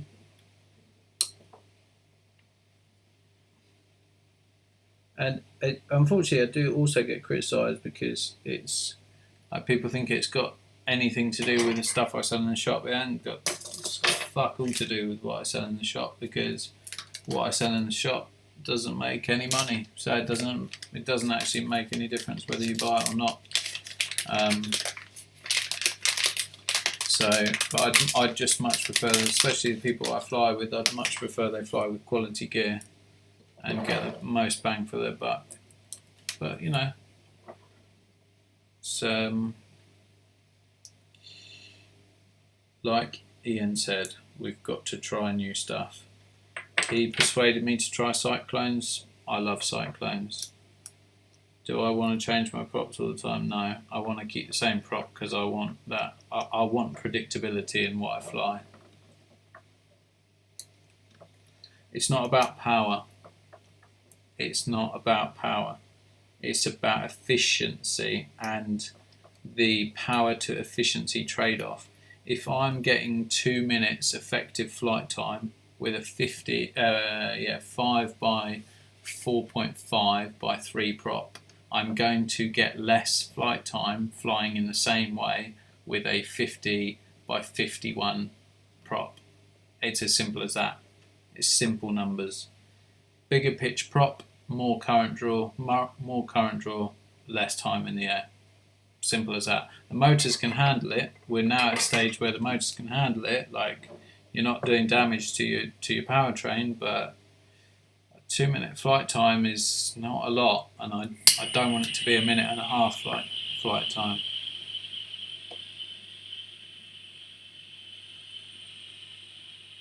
To be honest, I also haven't actually checked the voltage on my R lines, which I should probably do. In fact, I'll do that right now once I've done this, because I want to see. I'm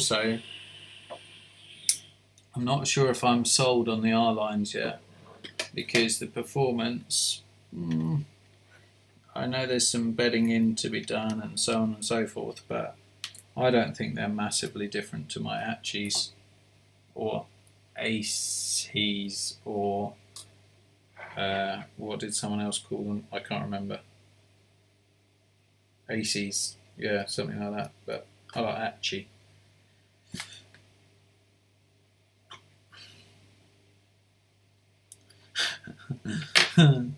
Look, you know, I don't give a shit. I tell it like it is, but that doesn't mean, just because I tell it like it is, doesn't mean you shouldn't be trying it. That's the long and the short of it. I'd put it to you like this, right? If you asked my advice and said, I want to do X, should I buy these props? And I said no, and then you went out and bought them, I'd say, right, fuck off. Right?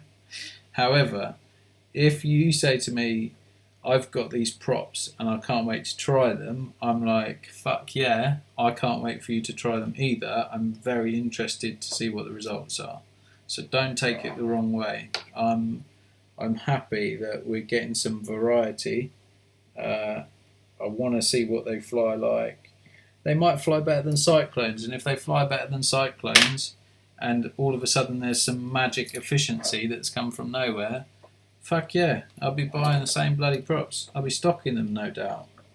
Although probably not, because, you know, hype. I can't afford to stock hype. And props are, yeah, a bad one for that. The only reason I stock cyclones is because I use them, and I know that they're a good, consistent prop. And very durable. Right, let's strip this back.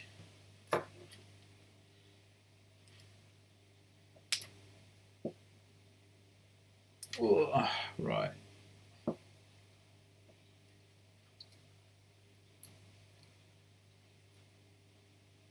This cord is starting to look legit.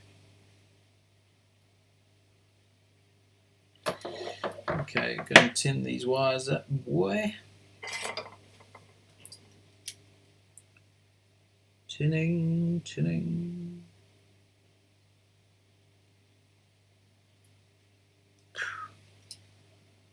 Okay. And then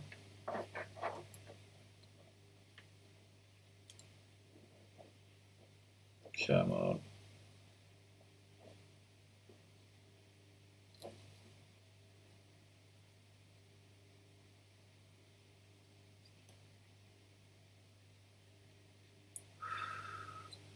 Lovely.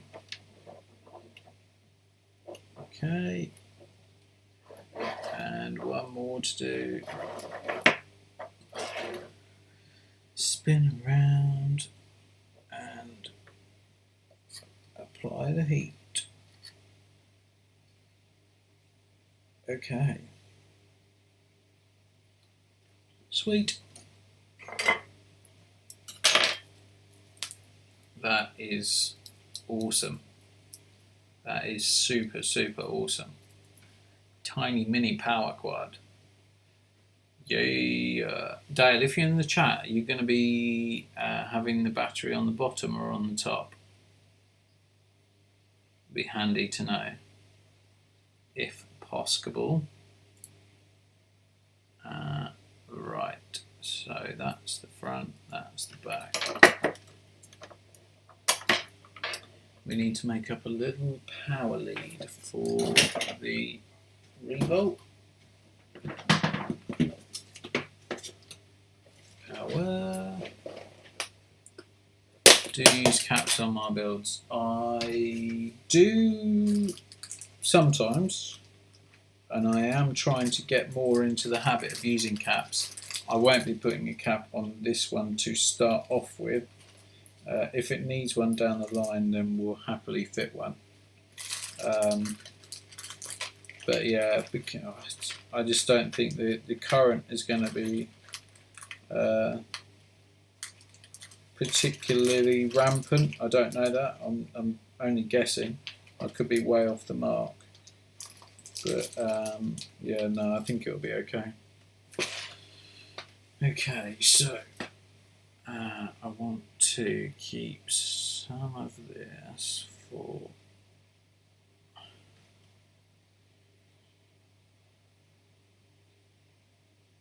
Oh, I thought I was checking lines. Yeah, I was, wasn't I? Let's have a look. I've got my new. I'm using a lipo bag because, you know, safety. Let's see. Okay, so this is one I flew at the weekend on Saturday night over the cliffs in Studland over in Hampshire. Let's have a look. So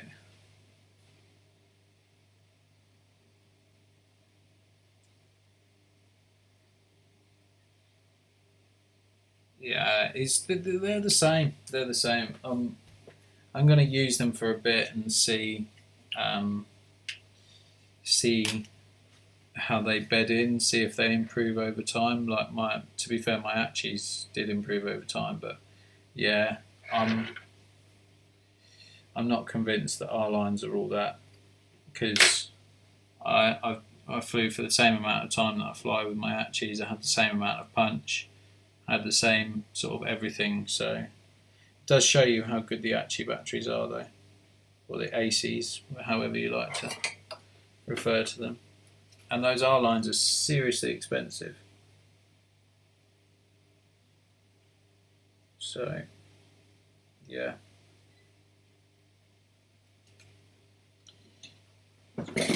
I'd be interested to get a racer's perspective on R lines, because, I mean, I do fly fast. I haven't actually had them up to top speed yet, so when I've tried that, I'll give my full judgment, but I am still reserving comment because I'd like to use them for a bit, get used to them and do a fair comparison, potentially back to back. Okay, so that's our power lead for the revolt. Nice. And then let's get the harness for the unify. And I think what we'll do is use the 12 volt out and the ground. What will we? No, we'll use this instead. So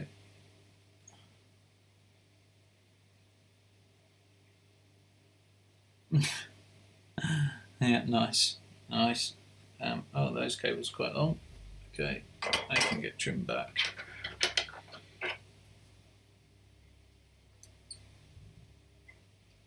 Trim and a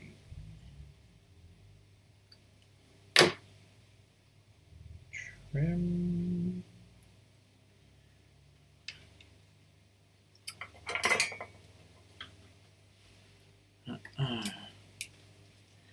Right, let's tin these wires.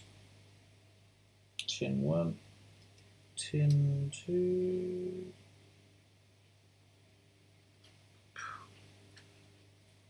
Dale, are we putting a buzzer on this build? Because I can't see one, but I'm sort of thinking might need one. Just saying.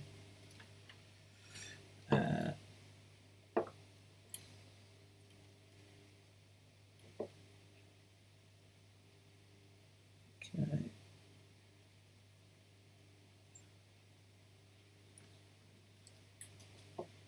Actually, what side is that coming out? That's coming out the front. Okay, yeah, sweet.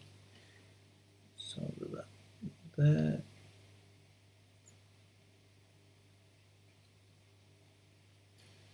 That and this one. It's a 1177, yeah.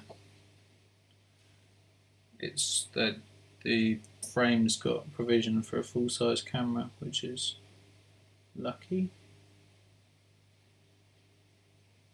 I do like it when they make sure that the cam can take the frame can take stuff like that, because it's what's most commonly available. Seems pointless to do it any other way. Okay, so we've got our. There's no point in me putting a chunky bit of cable on, by the way.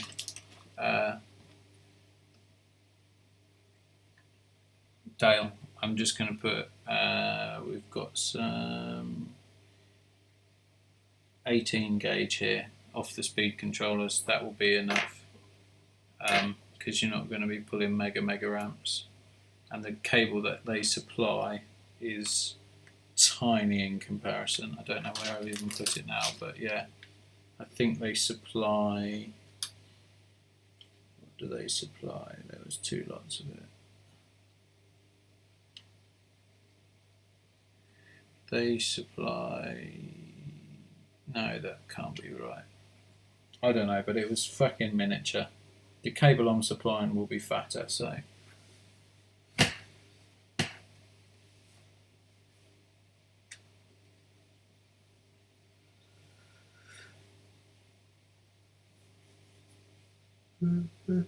If you've got one lying around, I've got one here I can give to you.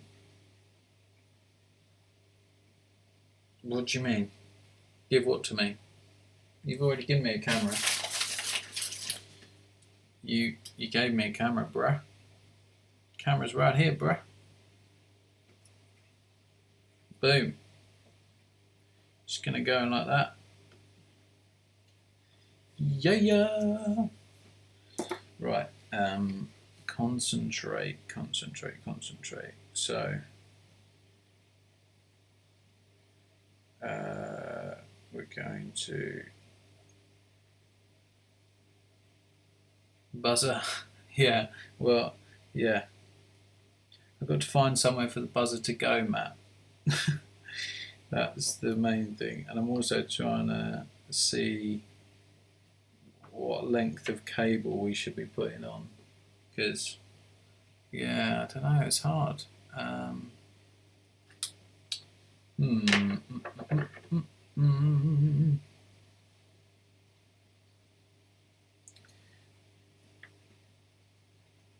Let's do this.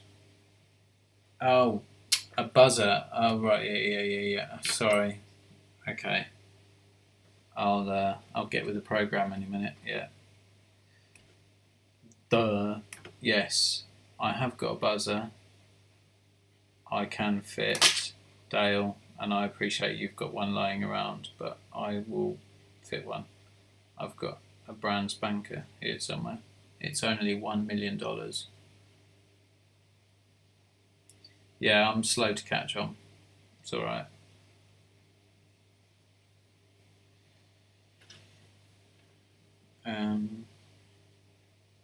Right. I think that'll be a decent amount of cable size.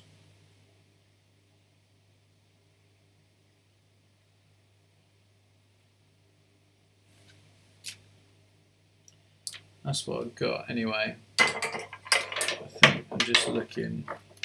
Let's solder it in anyway, and let's see if it needs to be trimmed up before I put a connector on the end.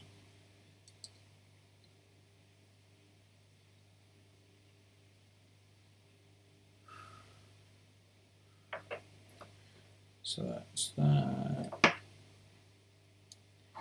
and that.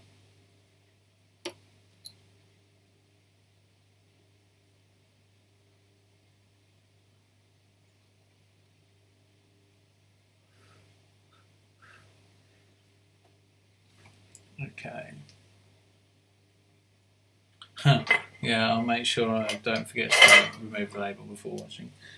In fact, let me just double check I have actually got one. That would be an annoyance. I know I have got one somewhere. I got millions. I have one in here.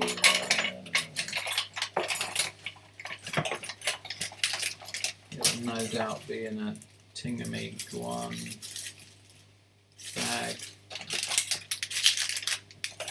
Oh, come on. Let's see if we can see one.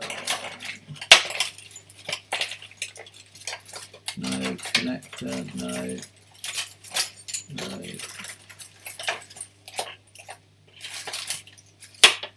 I will put one on, Dale.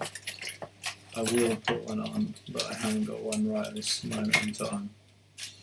So I've got one somewhere, but I can't be bothered to look. Okay, I don't want to break my flow. So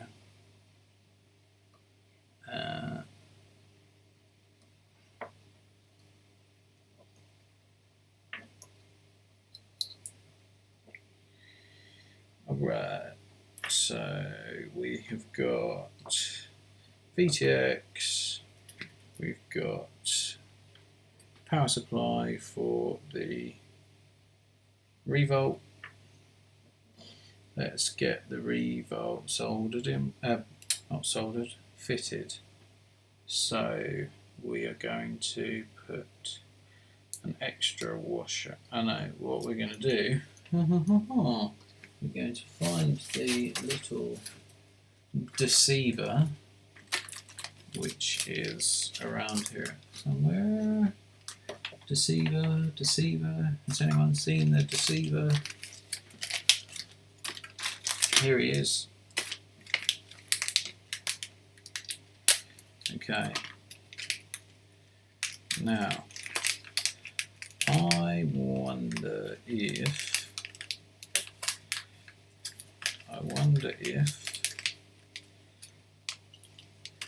I can I?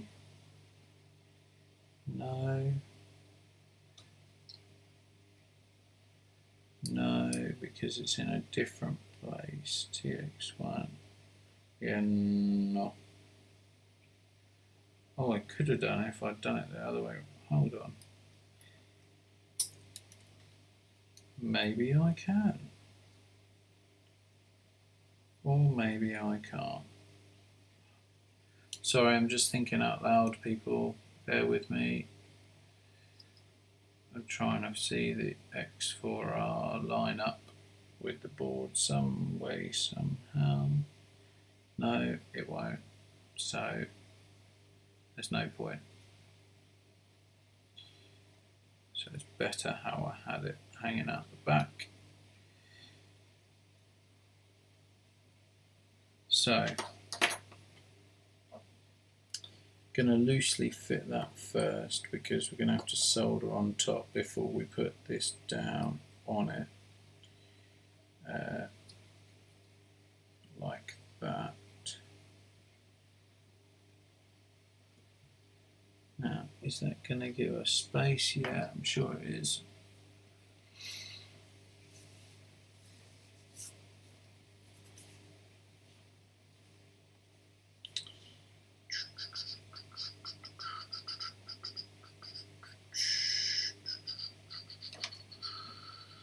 So, okay, I'm going to temporarily pin this in place whilst I do some soldering.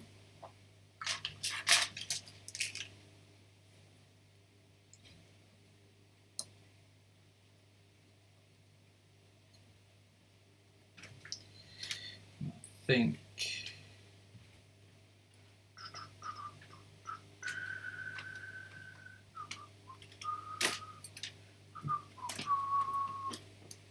yeah, I'm going to leave the receiver to the end. So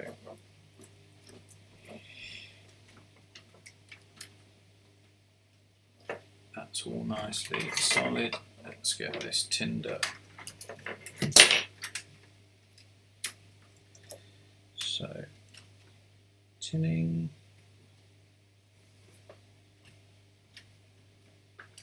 Tinning. Tinning.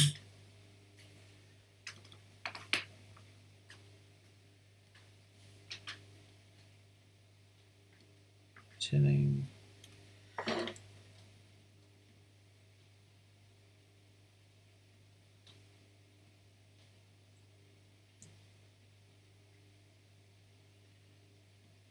Do all the motors, yep.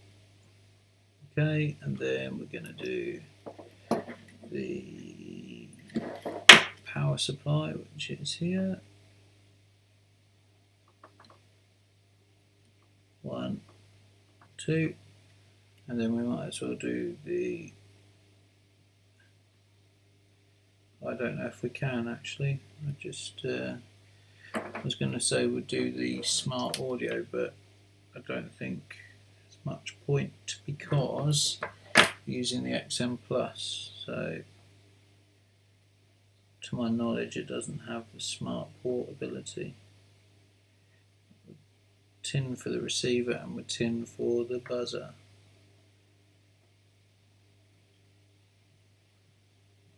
Okay,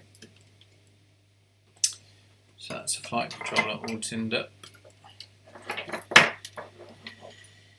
And now let's cut our wires. So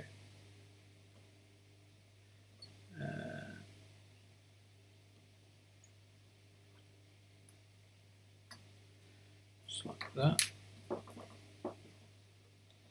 and like that. I'm leaving the tiniest bit of slack because I don't want it to be mega super tight everywhere, so we can't work on it. It needs to be serviceable.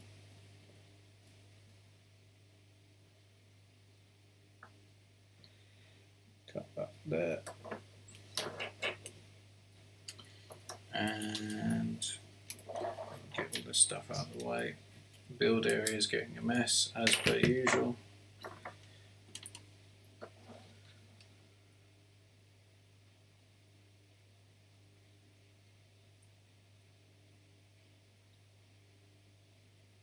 See you later, Ian.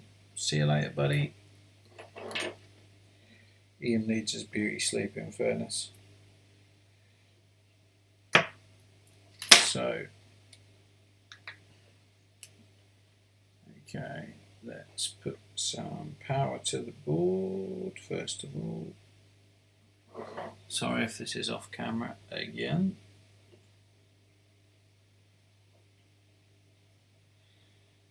Okay, take that to there. Trim these back.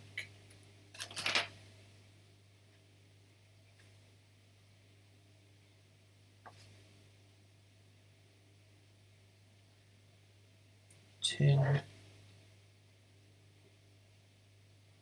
Then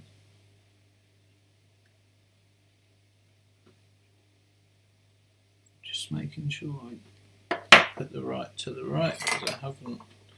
It's been a couple of weeks since I soldered one of these up.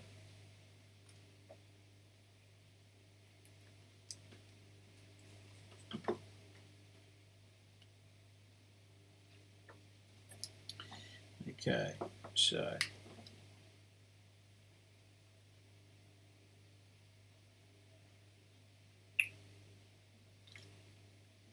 bugger off. Here we go. One. Did you? Oh, sorry, mate. Don't know what you're talking about there, but yeah. Best you hit the sack. That's all I'm saying.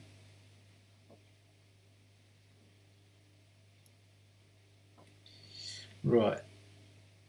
That's power to the board. Excellent. Now let's strip these wires back.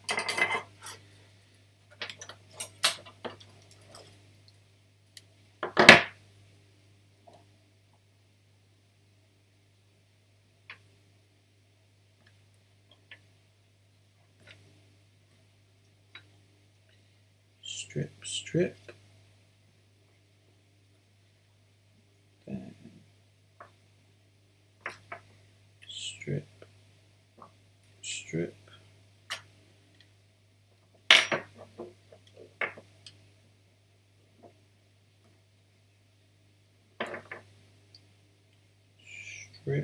And strip.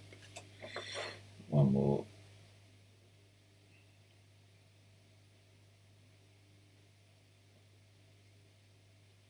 Strip.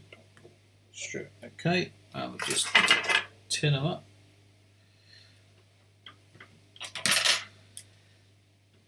Clean the tip.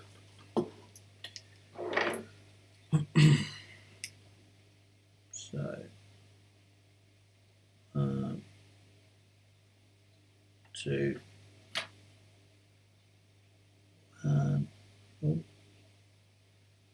2.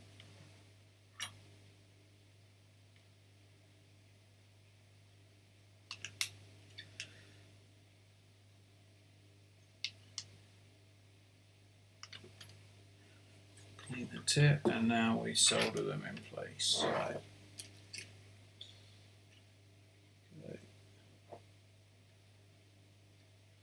ground first.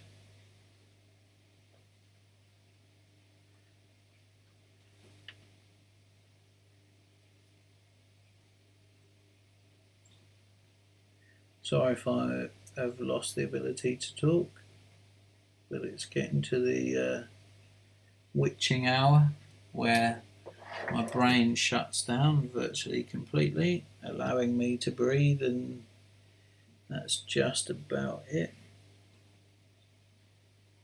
at best. Certainly not breathe, build quads and talk simultaneously.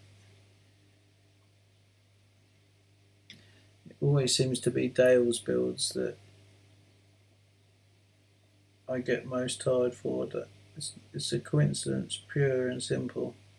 There's nothing about them that's anything different than any others, but I always find myself, hanging on. So let's put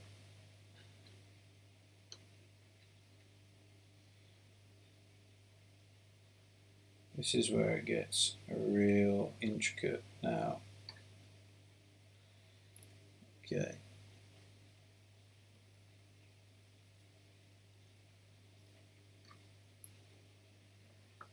Ground.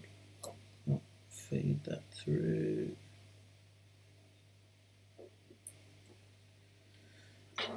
Signal.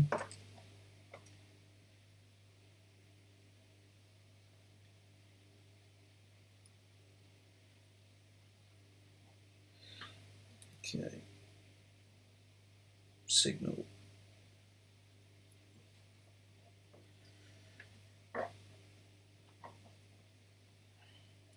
And then the last one,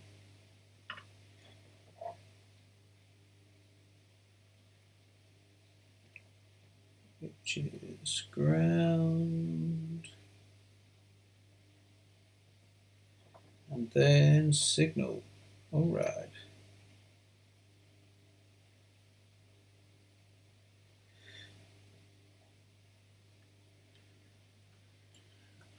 Right, that is the speed controllers all soldered up. So now we are waiting on, what are we waiting on? We are waiting on an XT60 connector. Yeah, oh, that's what we were going to have a look at. So is that enough? I think that's just the right amount, personally. Don't think you need any more than that. If we put an XT60 on there, I think that will be bonza.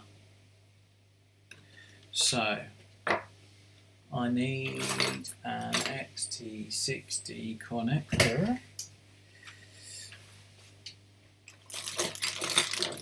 which is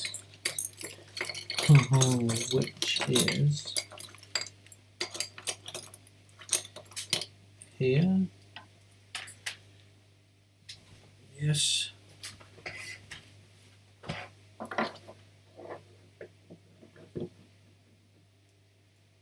And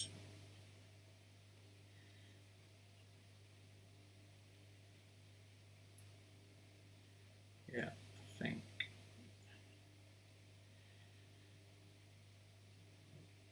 yes, let's use my third hand here.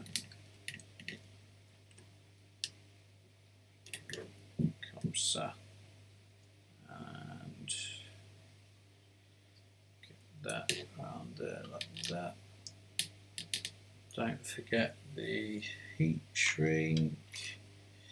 Heat shrink, heat shrink, heat shrink.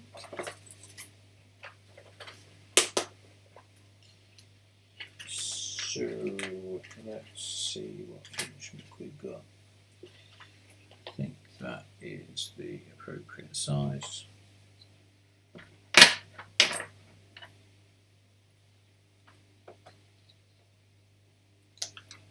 Sorry, this is going to be off camera again, typical. I'll move it on camera in a minute. I'm just cutting some heat shrink. So that and that.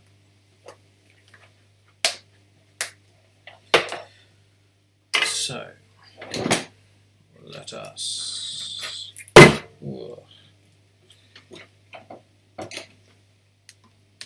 apply some solder to the connector.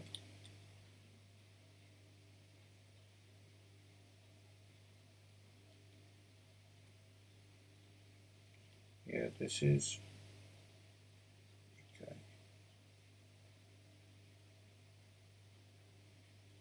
Meaty connector.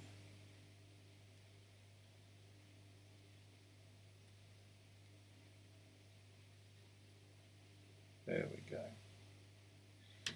Okay, and then we're going to bring the connector in. Just say solder, please.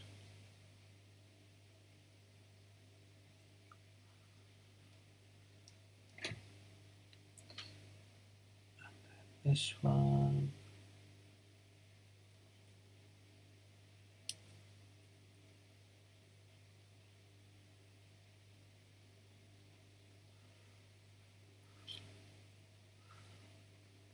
Lovely job.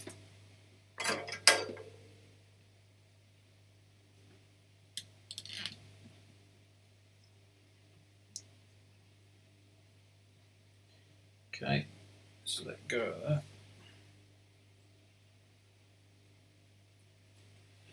See if we can just thread the heat shrink in nicely. Yeah. It's blatantly going to let us because there's still some heat in the connector.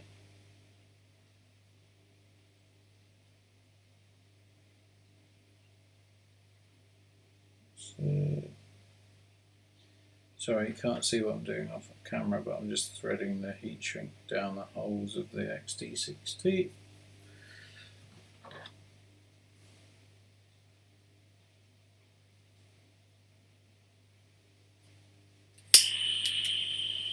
So let's shrink that down.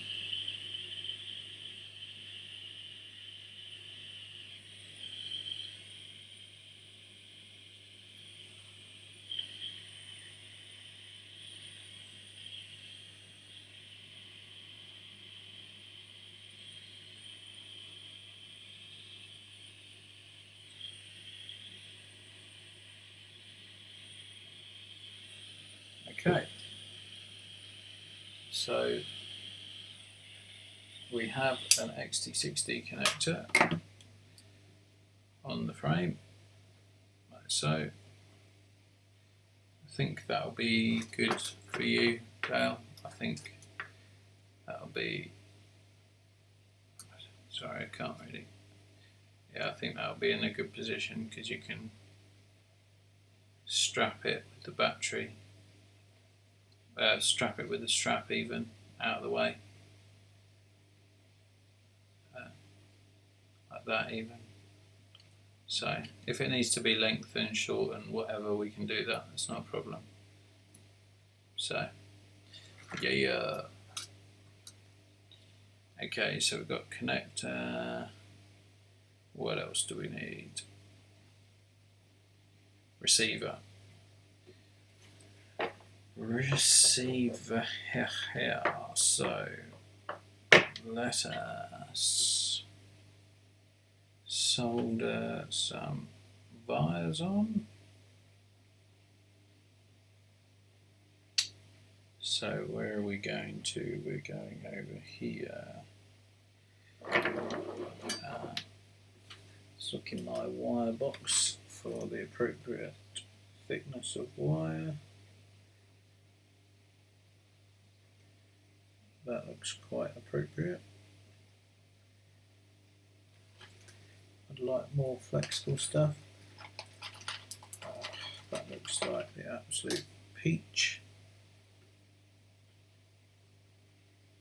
Right. Let's tin these. The VTX is soldered onto a specific board that I made the decision to solder onto. Like, I've just got them in. The receiver fits one side, don't know if you can see that, and the VTX solders the other. So it just means you can put it in the stack nice and tidily without having to mount it anywhere else and without it flopping about. You didn't specifically ask for one. I've done it now, so you've got one. They're not massively expensive, but it's worth doing for this build. So I hope you don't mind. I made an executive decision.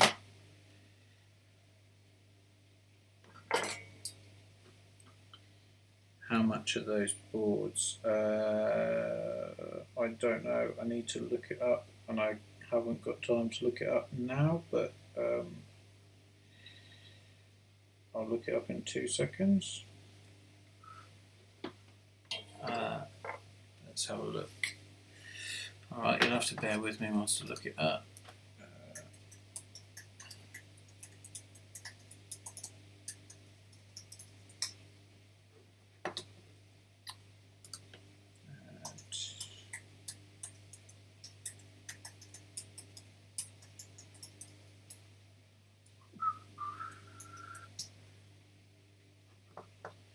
Let's have a look here.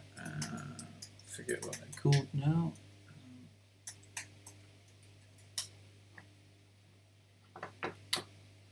Let's have a look. They are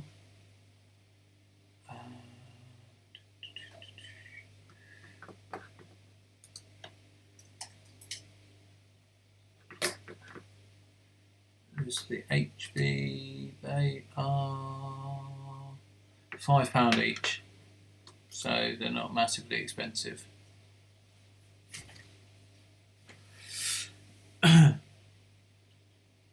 Well worth the money.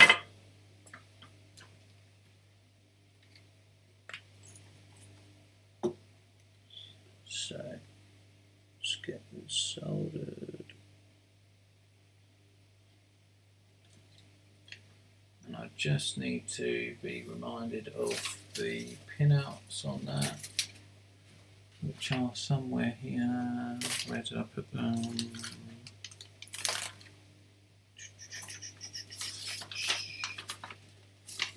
Pinouts for the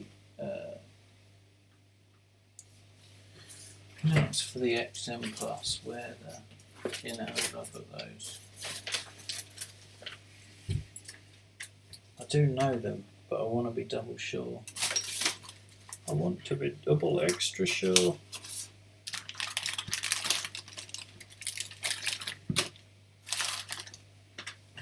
How can I lose a bit of paper that was right there? Okay, Google, you can be my friend again. Oh, here we go. They're right here in front of me. So it is signal 5-volt round, which is what we've got anyway. Let's try and notice very slightly. Signal 5-volt ground.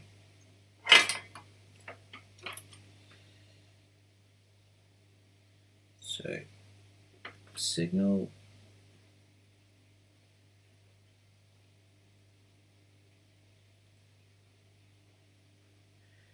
then the 5-volt,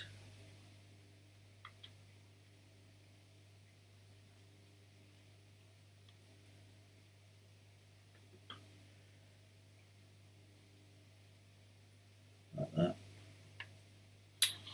You bloody bastard.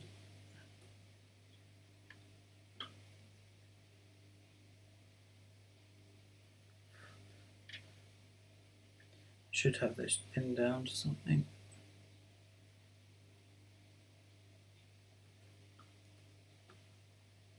Yeah, I thought it was a good idea.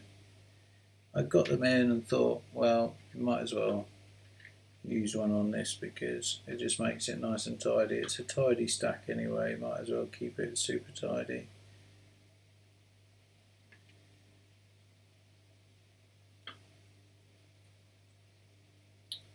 This receiver's giving me jip at the moment. Okay.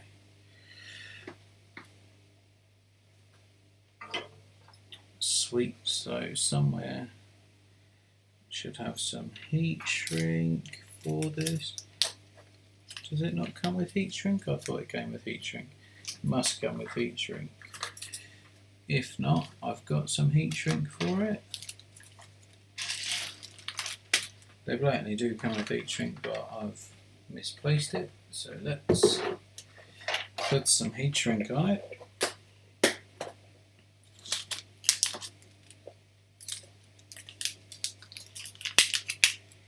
No, it's not in that. Fuck it then. Okay.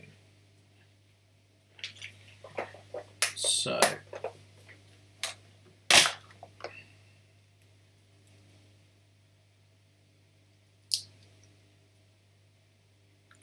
let's get it all shrunk up real nice.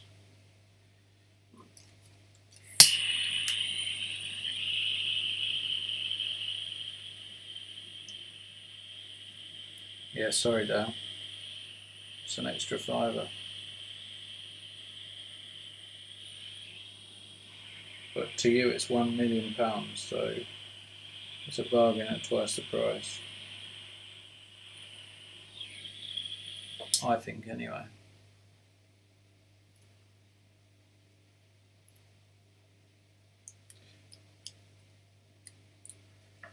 Yeah, no worries, bud. Thanks, Matt. I appreciate you tuning in. Cheers, mate. Thanks for thanks for stopping by. Right, let's get this. So I'm gonna just solder that on so I can bind it. Oh yes, you're gonna have to bind it as well, aren't you? Okay. So what's the situation with having that upside down? See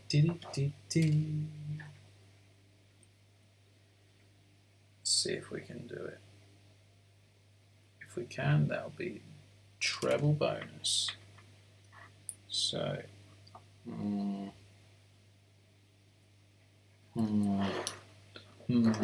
spidey sense is tingling to say, I don't think that we can do it that way.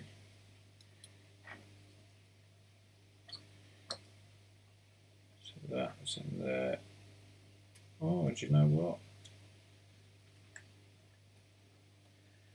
I think we have the ability to do it, but is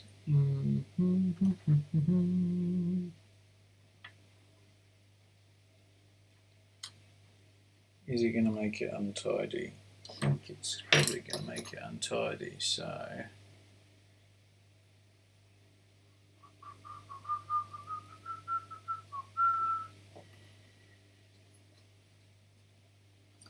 right, just thinking things out in my head, people. Talk amongst yourselves.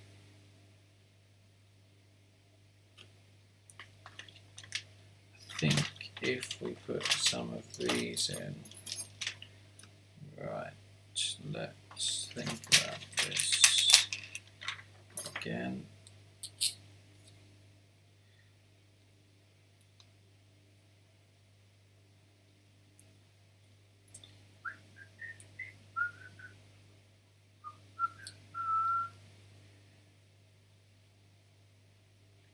No, not.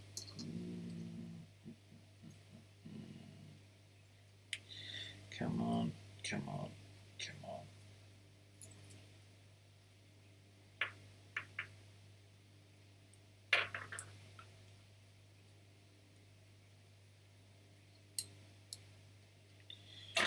Let's try doing this.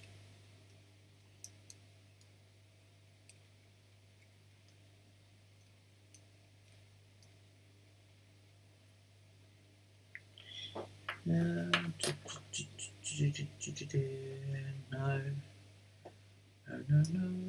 Okay.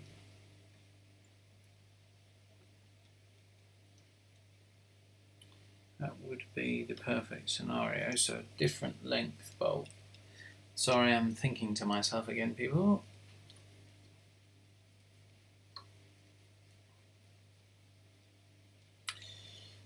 Let's see.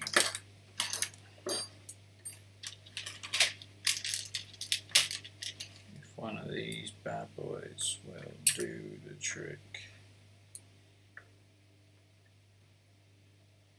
No.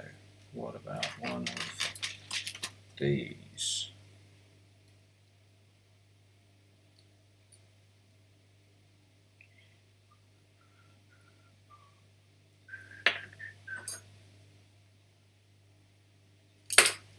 Fuck off. Come on. Oh, you tit.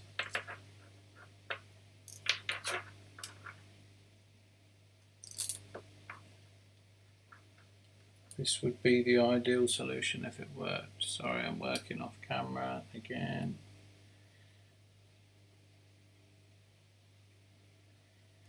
What I want to be able to do is make it so that you can bind it without having to take the stack apart, Dale. So ultimately the receiver sits on top.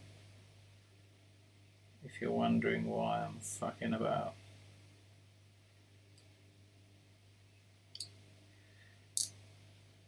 You rapist.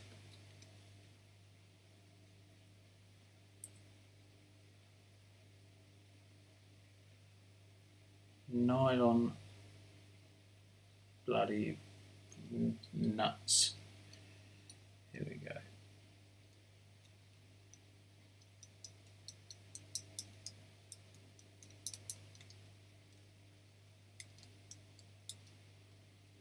So that would go like that, and then that would push through, and hopefully, with a bit of luck, that would do that. Now, no, the fucking connector gets in the way. What a ball ache.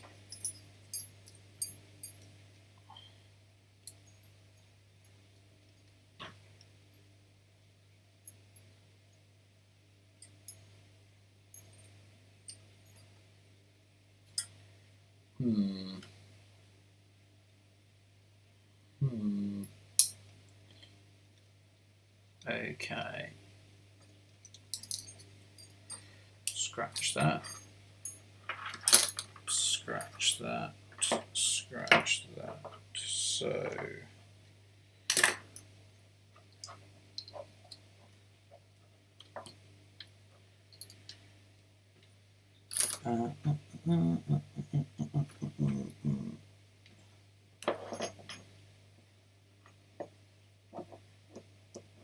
How do we do? How do we do? Where shall we put the receiver?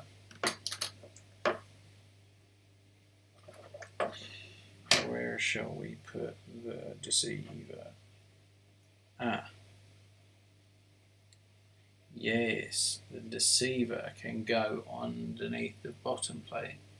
No worries, Dale. I'll catch up with you soon, buddy.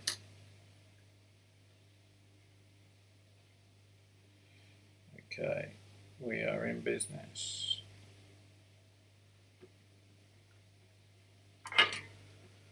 Okay, let's get this soldered.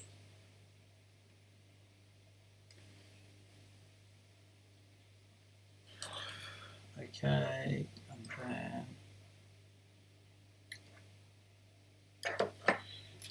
make sure we get it in the right order.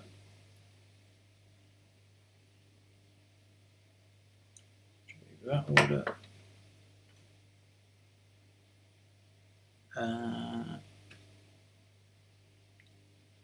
How it's soldered inside?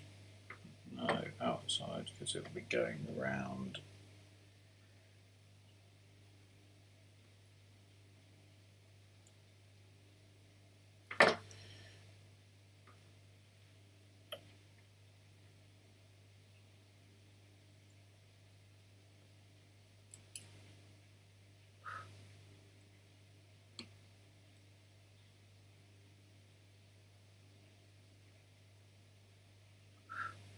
Okay, and then just the 5V.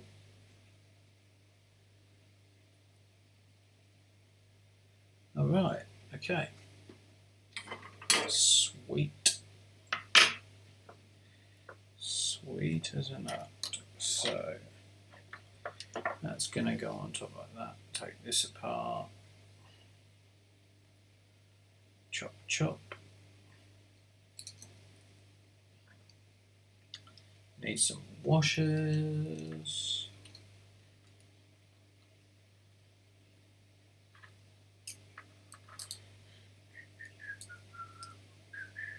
In fact, yes, we do need some washers. Do we need some washers?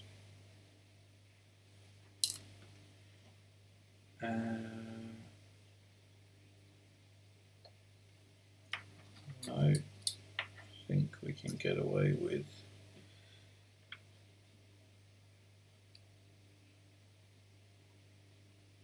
a nice nut and bolt combo.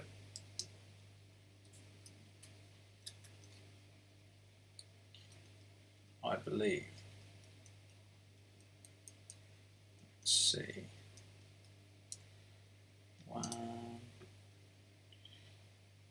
Which way round? We were going this way round.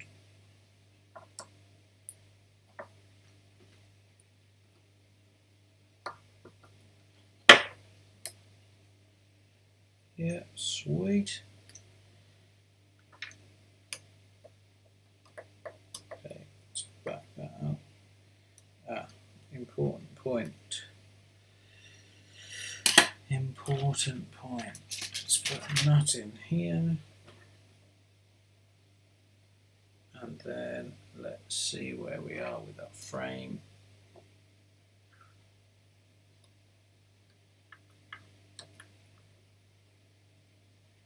Yeah, still got decent clearance. Still got plenty of space.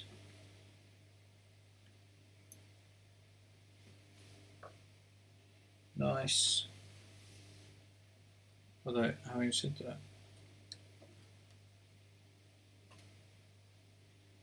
it does look like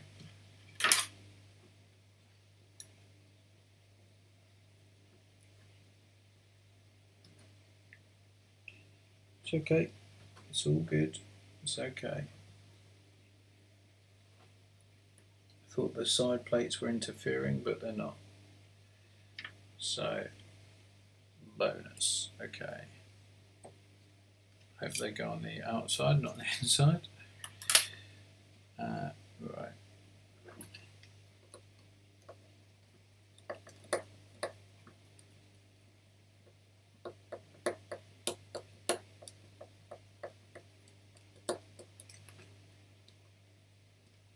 Okay, so let's put all these bolts on.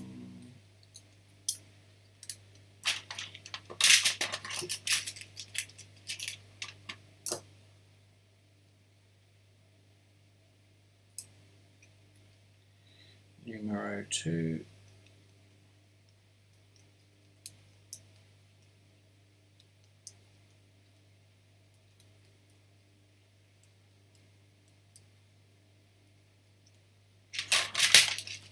And then numero 3.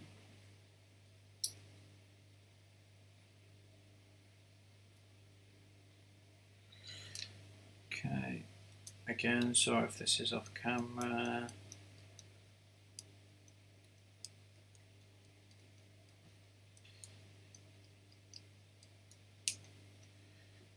And then one more.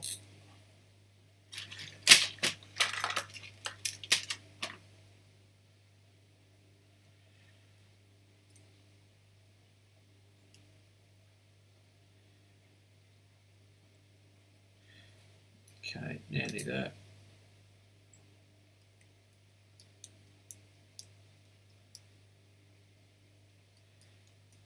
Okay.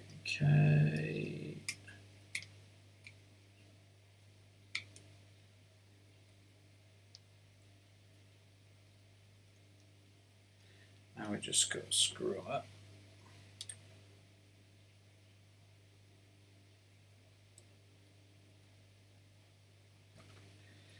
Okay.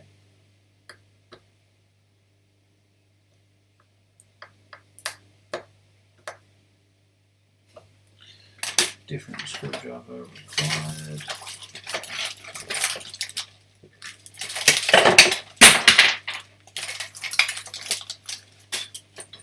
Dropping all of my stuff. Wake up all the children. Good times.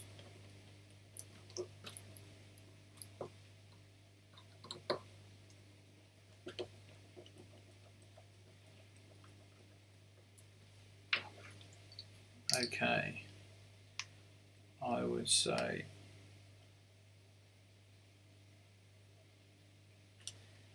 that is quite a nice tidy stack.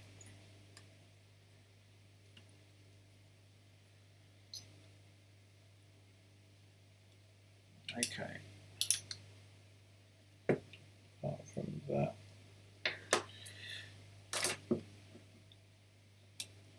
has seriously tightened up on itself accidentally.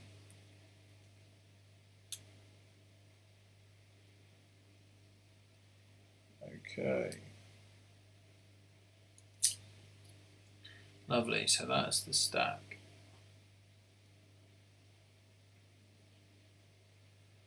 So that was pretty neat. So, in actual fact, that's threaded slightly wrong, but we can use the tweezers to put that in the right place.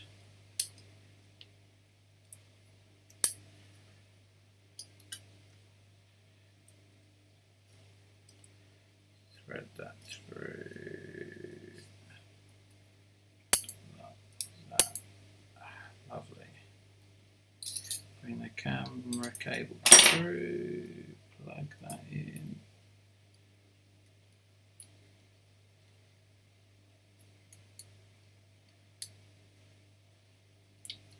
Okay. So now, basically at a point of being finished apart from putting the cage and camera on.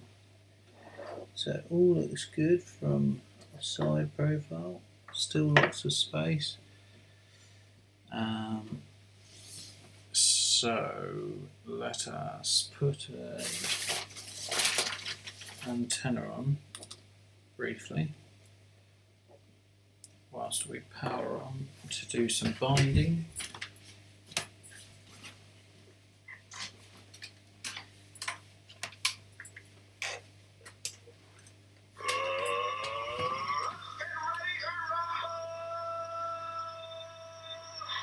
Radio.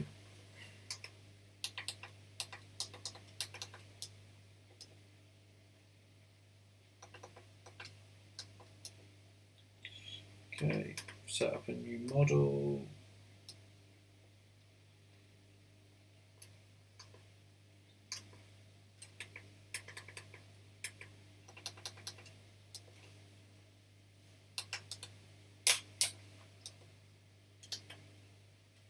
Set up my channels.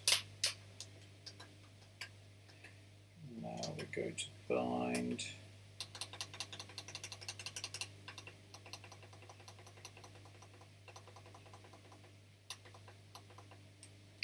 Okay, so put that on to bind mode and get ready to do the dance of holding that in.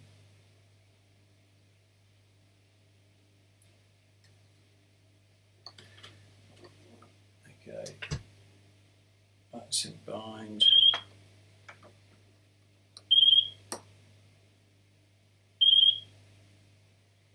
And that's bound. Okay. Exit. Now hopefully when I power that on, that should be bound up.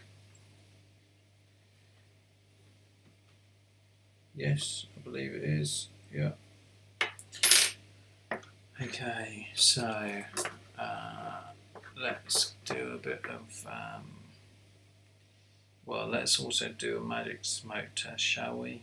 Whilst I've got a battery here, might as well keep your finger. We'll unplug this for the time being so I don't fry anything. Everyone hold the breath.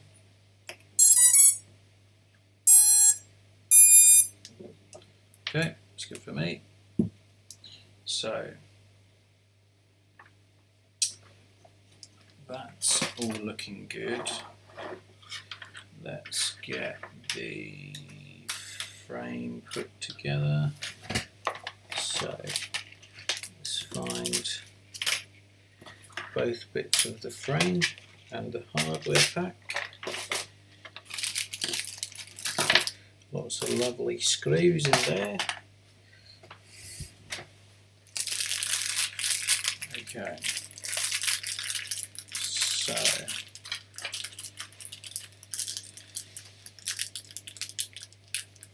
this is where I will need the handy dandy instructions provided.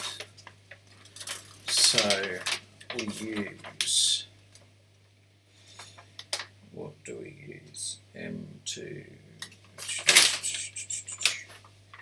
so that and that, M2 5mm, 1, 2, 3, 4, 5. That's for the camera. So 1, 2, 3, 4, 6. Okay. So we've got 5 millis first. Let's find the 5 millis there. There is some of them. So let's put the 5 mils on. I'll try and do this nice relaxed bit on camera so we can see the final sort of parts coming together. Turn that off for the time being. So 1,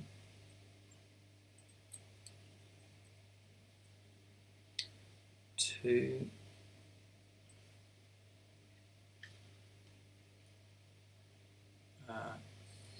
3,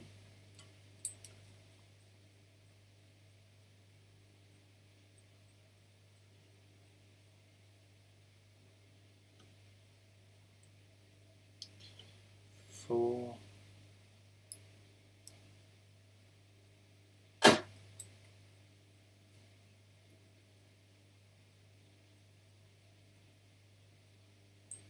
and 5.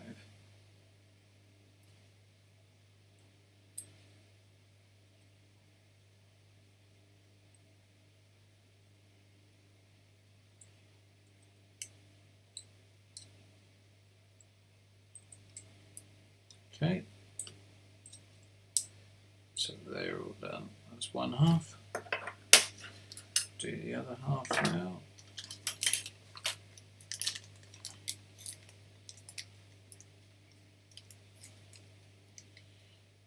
And we can open the bag.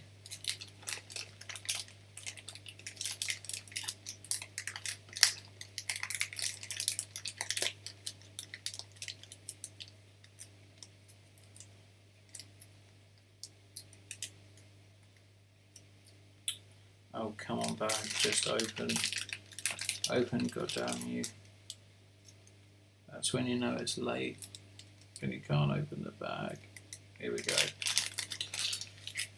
So, that's that side, and we need to put that on that side. Like that. So, some more 5 mils. 1.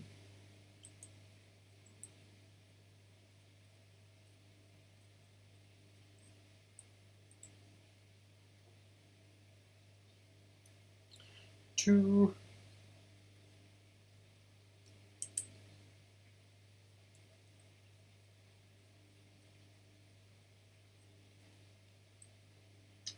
So who's still with me? I know I've got 3 people watching. One of them's probably me. So who's the other 2 that have managed to stick it out?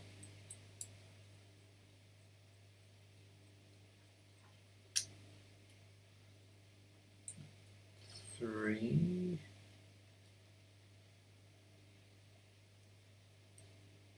4.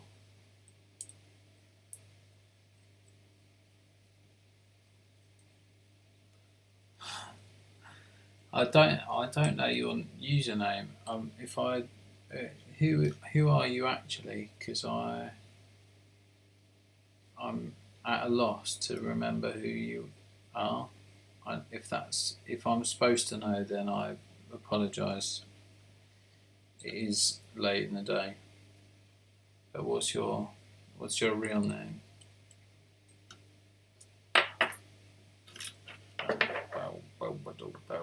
Okay. Oh, it's Adam. Ah, okay, Adam.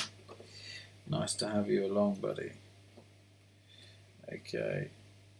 So this is 1/2 of the frame. Oh, that's tight.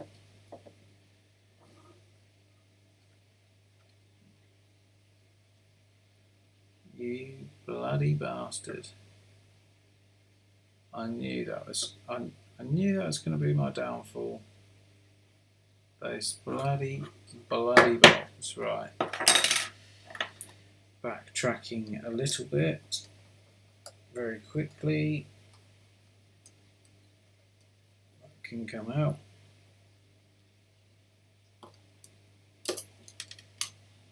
Let's get that. And we're going to replace the bolts for washers. I was trying to be cocky, trying to get away with it, and that didn't work. Basically.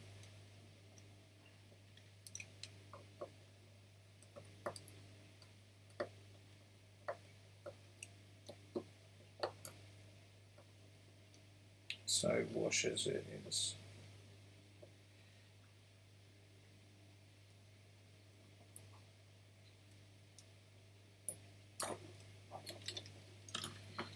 Okay. Back this out.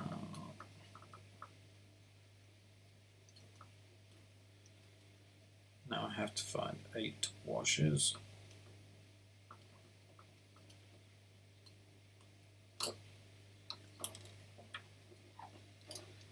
Bloody bastard.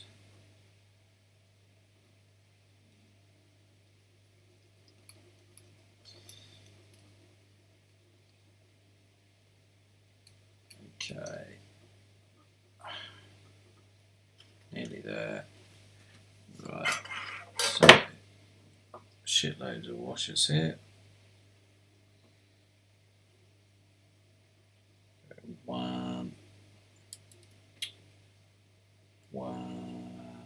2.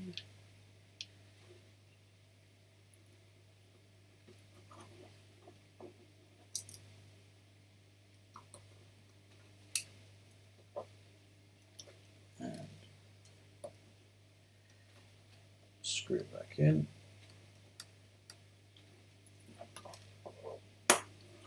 Okay, and now I have to thread washers through whilst trying not to make a complete tit of myself. 1. Oh. 1 and 2.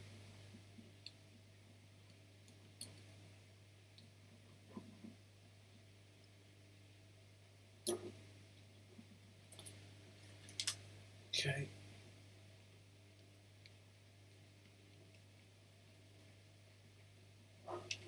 Sweet.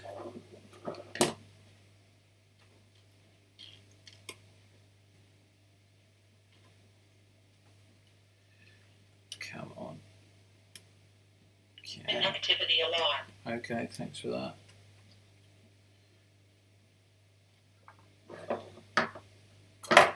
She has to rub it in at the worst time.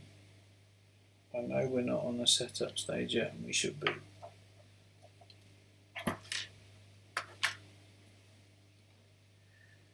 Okay.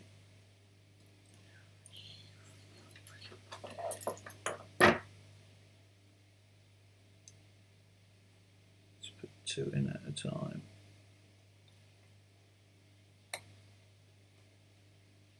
They chase the washer. Oh, piss off. 1, 2. Excellent.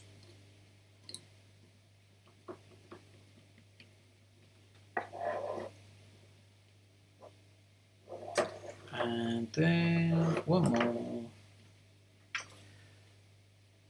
1. And get a screw.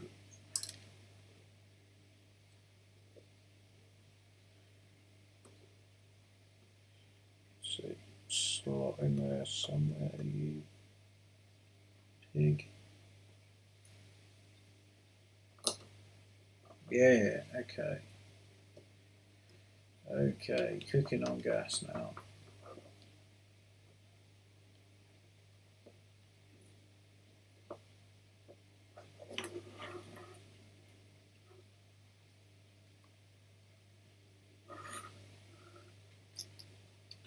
Right.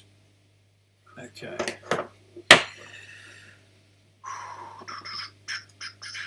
So now we can go frame part 1. That sits much better now. Good decision, well made.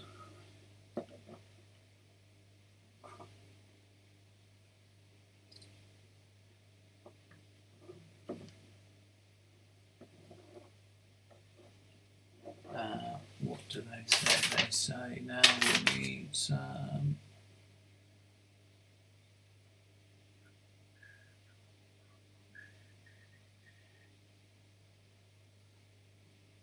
8mm cut heads, so they are these bad boys.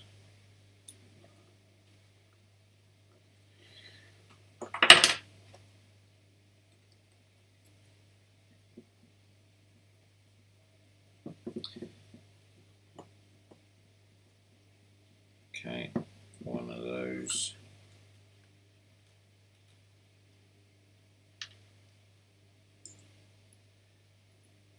One of those there.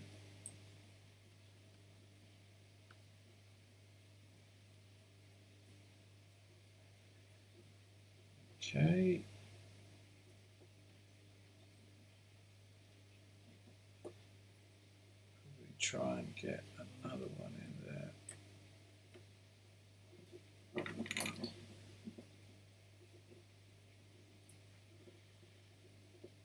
Sweet.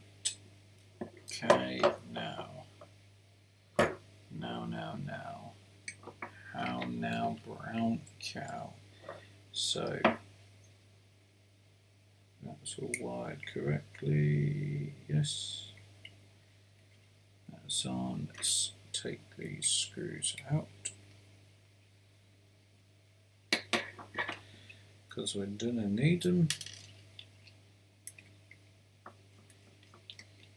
We will need the 5mm with nylon washer. Now, does the wash? Yes.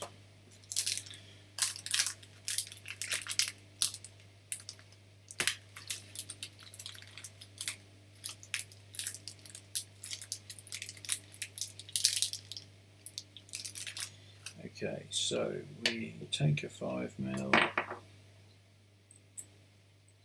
we put a nylon washer on it, like so. We go through this hole and into the side of the camera, like so.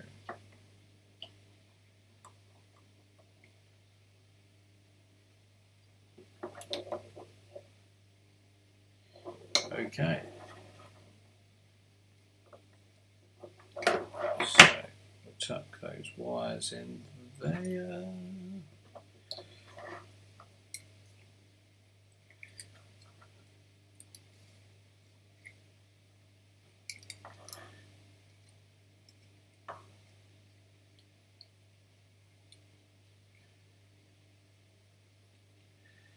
Yeah, sweet.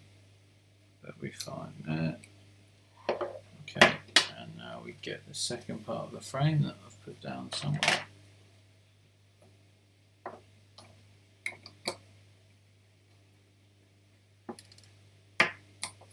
Squeeze it up, yeah.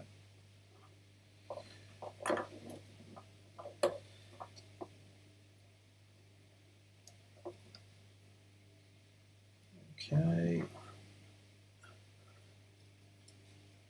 It's looking all gravy.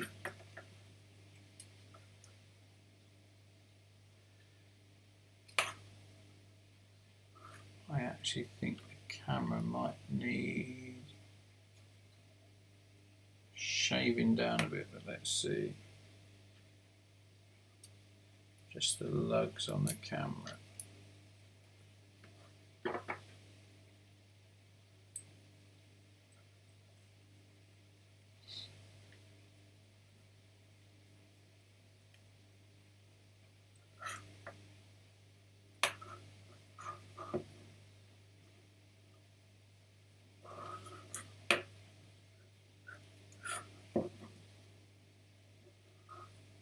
Yeah, I reckon.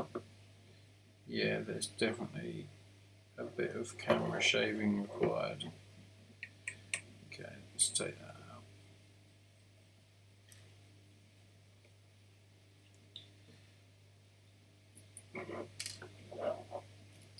That comes, and we'll do this.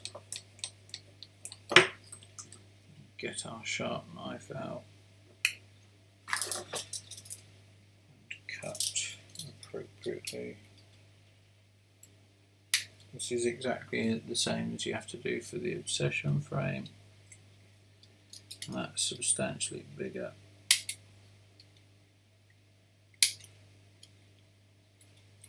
Okay, now that is cut down, it should fit like a peach.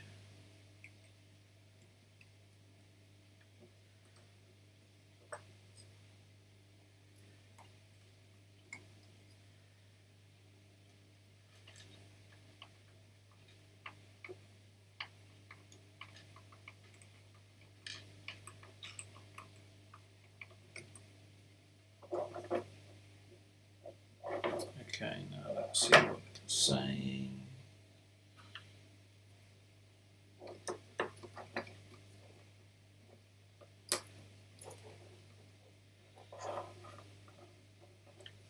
Much better, much cleaner.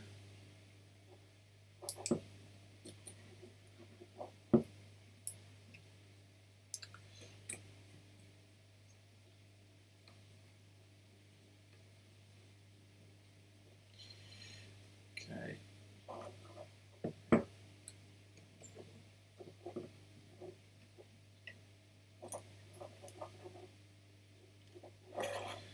Lovely. Let's just get that in place with the washer. 5mm screw again.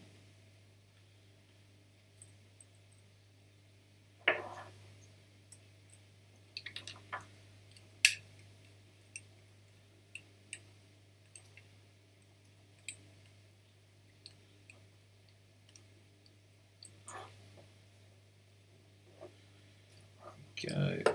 Okay. It's all looking good. So let's put these long screws in.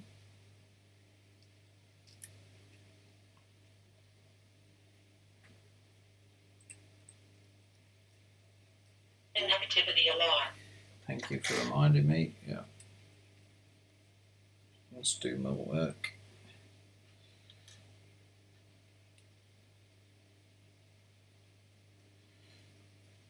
A few more screws to go in.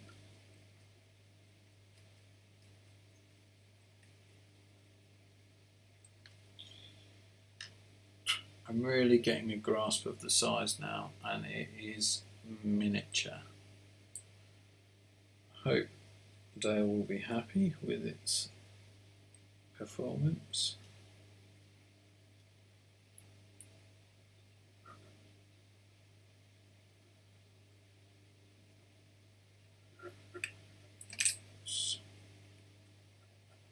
Let's see. Okay, so not a lot left to go now. In fact, virtually nothing. So we've done that, we've put both sides on. So now there's two M3 8mm that hold that.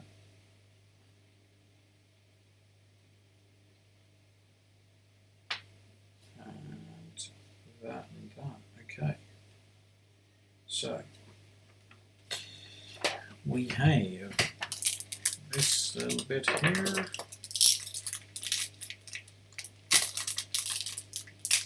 No, I've only flown one 130 size, and that is the Shrieker 130. Does it say which way around this goes? Yeah, I think it goes like that. So we're looking for the M3 8mm. M3 8mm. Okay, so that will be in there, like that.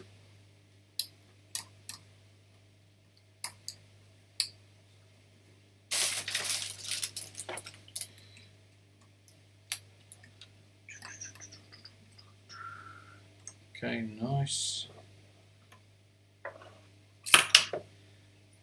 Oh, his antenna's just come off. That's always a good start. I didn't do it. You saw it just fall off. Probably have to solder that back on. It's only the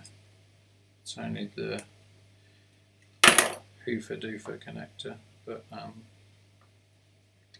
yeah. See if we can press that bad boy back on.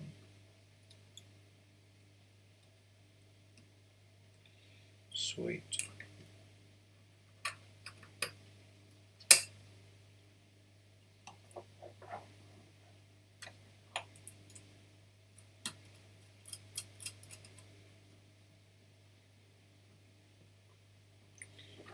Okay. Let's see if we can. I might have to adjust that. Yeah, in fact we are going to, because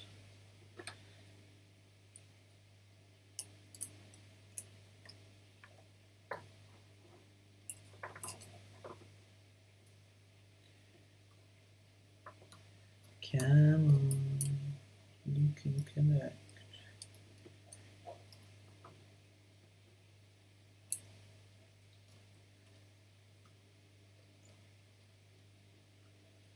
I mean, why they made it a UFL connector, I don't know. Something remotely, even soldered on, is better, in my opinion, than the UFL. But hey ho, it is what it is. Anyway, that's nice and sturdy now, so it's not going anywhere. So, which leaves a few little bits to go. We've got this little carbon jobby here, and we're going to stick that on and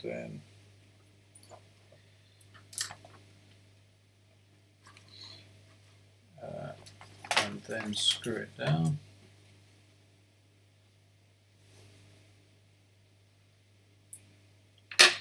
So, big bit of sticky. Lovely.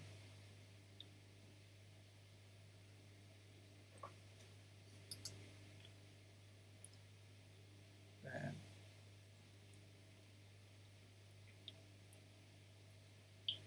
oh, come on.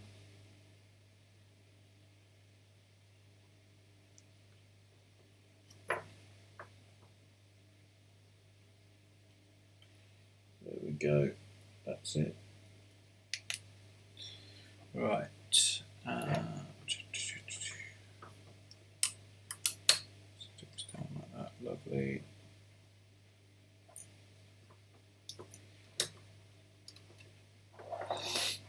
So stick the 5mm screws in here. 1, 2, 3, 4.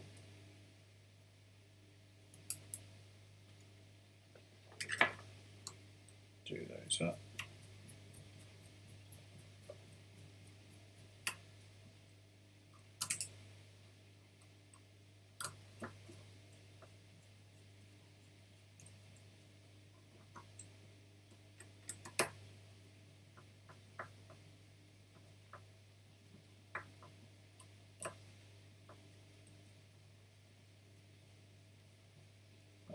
the sort of backbone done. And then there's just this little T-bar to go on. So T, it's more like an I. Just for some strength. And a baby quad was born with a ridiculously sized antenna on top. Dale, if you're listening, you need to buy an Axie because they are miniature.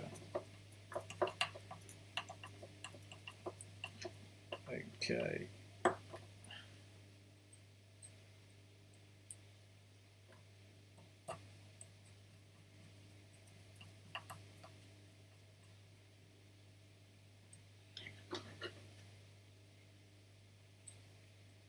Well, all in all, I think this is looking pretty sweet.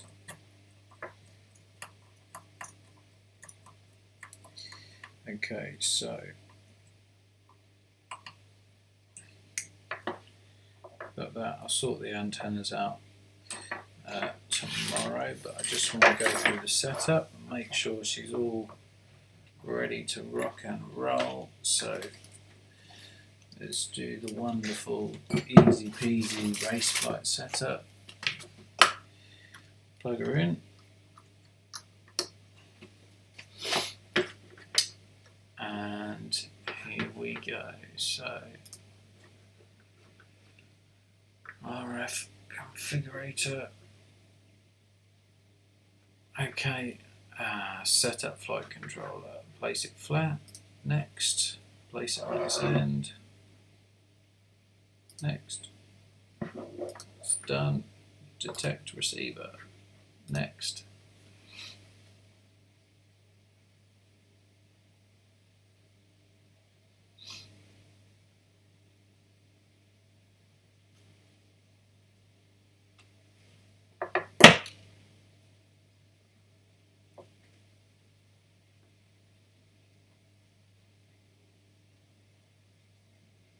Okay, that's done. Set up radio.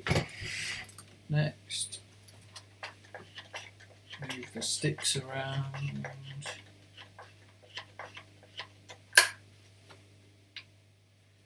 Hit next, okay.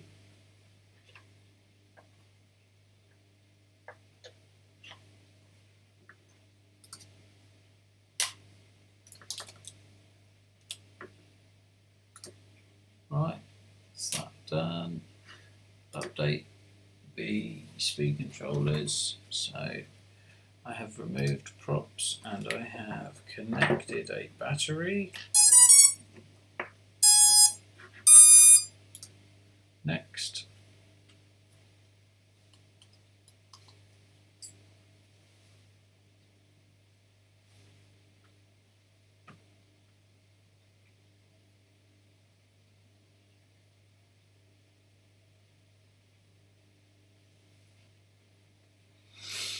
Just updating the speed controllers.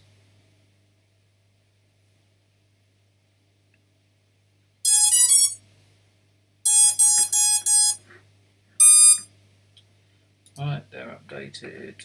So then we're going to unplug again and we're going to calibrate the motors. I've removed props and disconnected the battery. Next. Okay, plug in.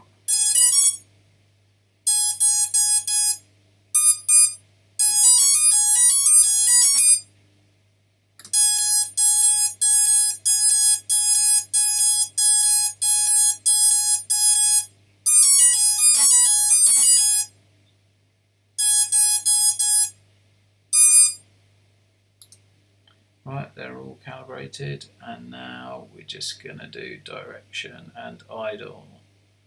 So click, I've removed.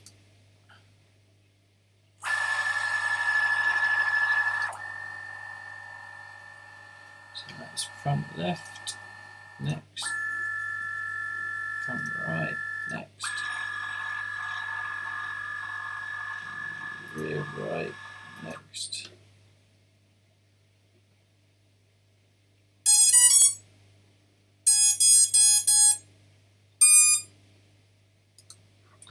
So normally I have to reverse motor 2 and motor 4. Let's see.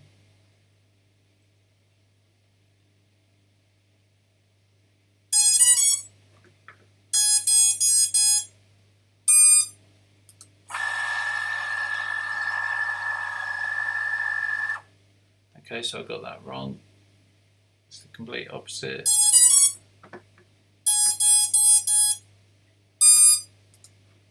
So normal for motor 2 and 4, reverse for 1 and 3.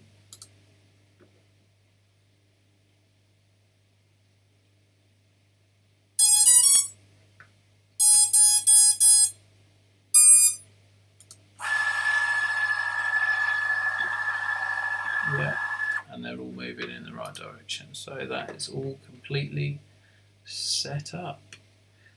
So there is not a lot more to do. She's ready to go. So other than putting some sexy coloured props on, which I might as well do as I'm here. I've got the battery strap to fit as well. So where are we at? Let's go. No, I need a bigger one than that.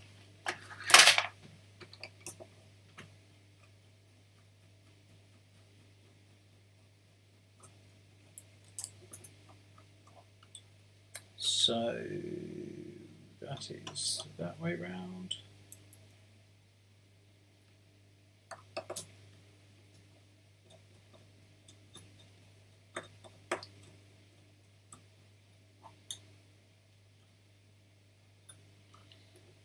Okay, and then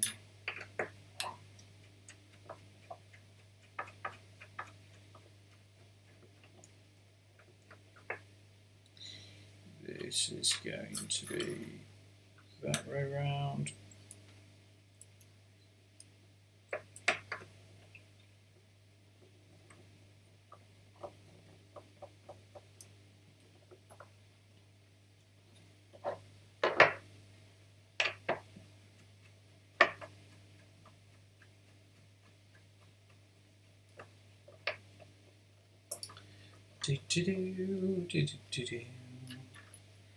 That is that way round.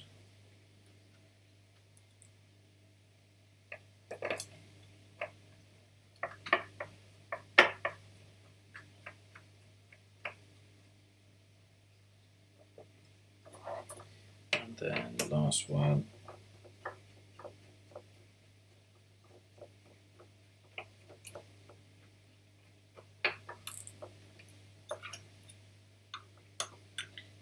That way round, and she's looking super legit other than that antenna, but we can't have everything.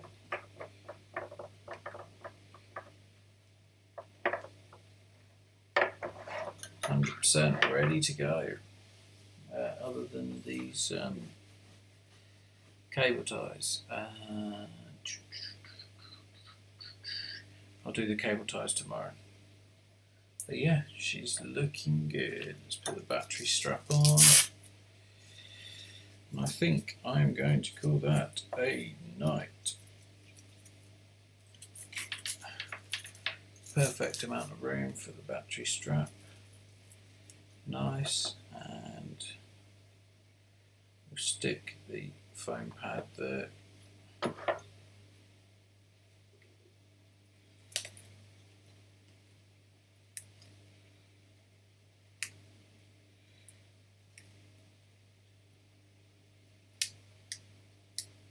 Oh shit, the foam has got me.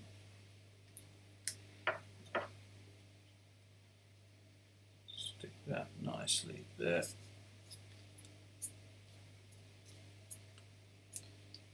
She's looking legit.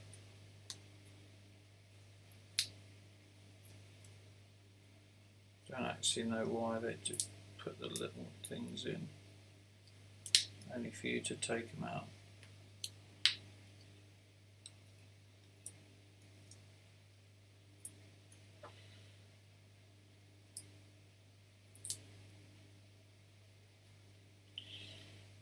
come and out you come. Okay. Sweet. Put my 1300 milliamp hour pack in. I think that might be a bit too large. She's legit. Happy with that. Okay, alright, I'm going to bed. This has been a Drone Doc. You have watched a live build in one sitting of the Armattan Japalura. Sexy as fuck quad. And I am going to bed. Drone Doc out.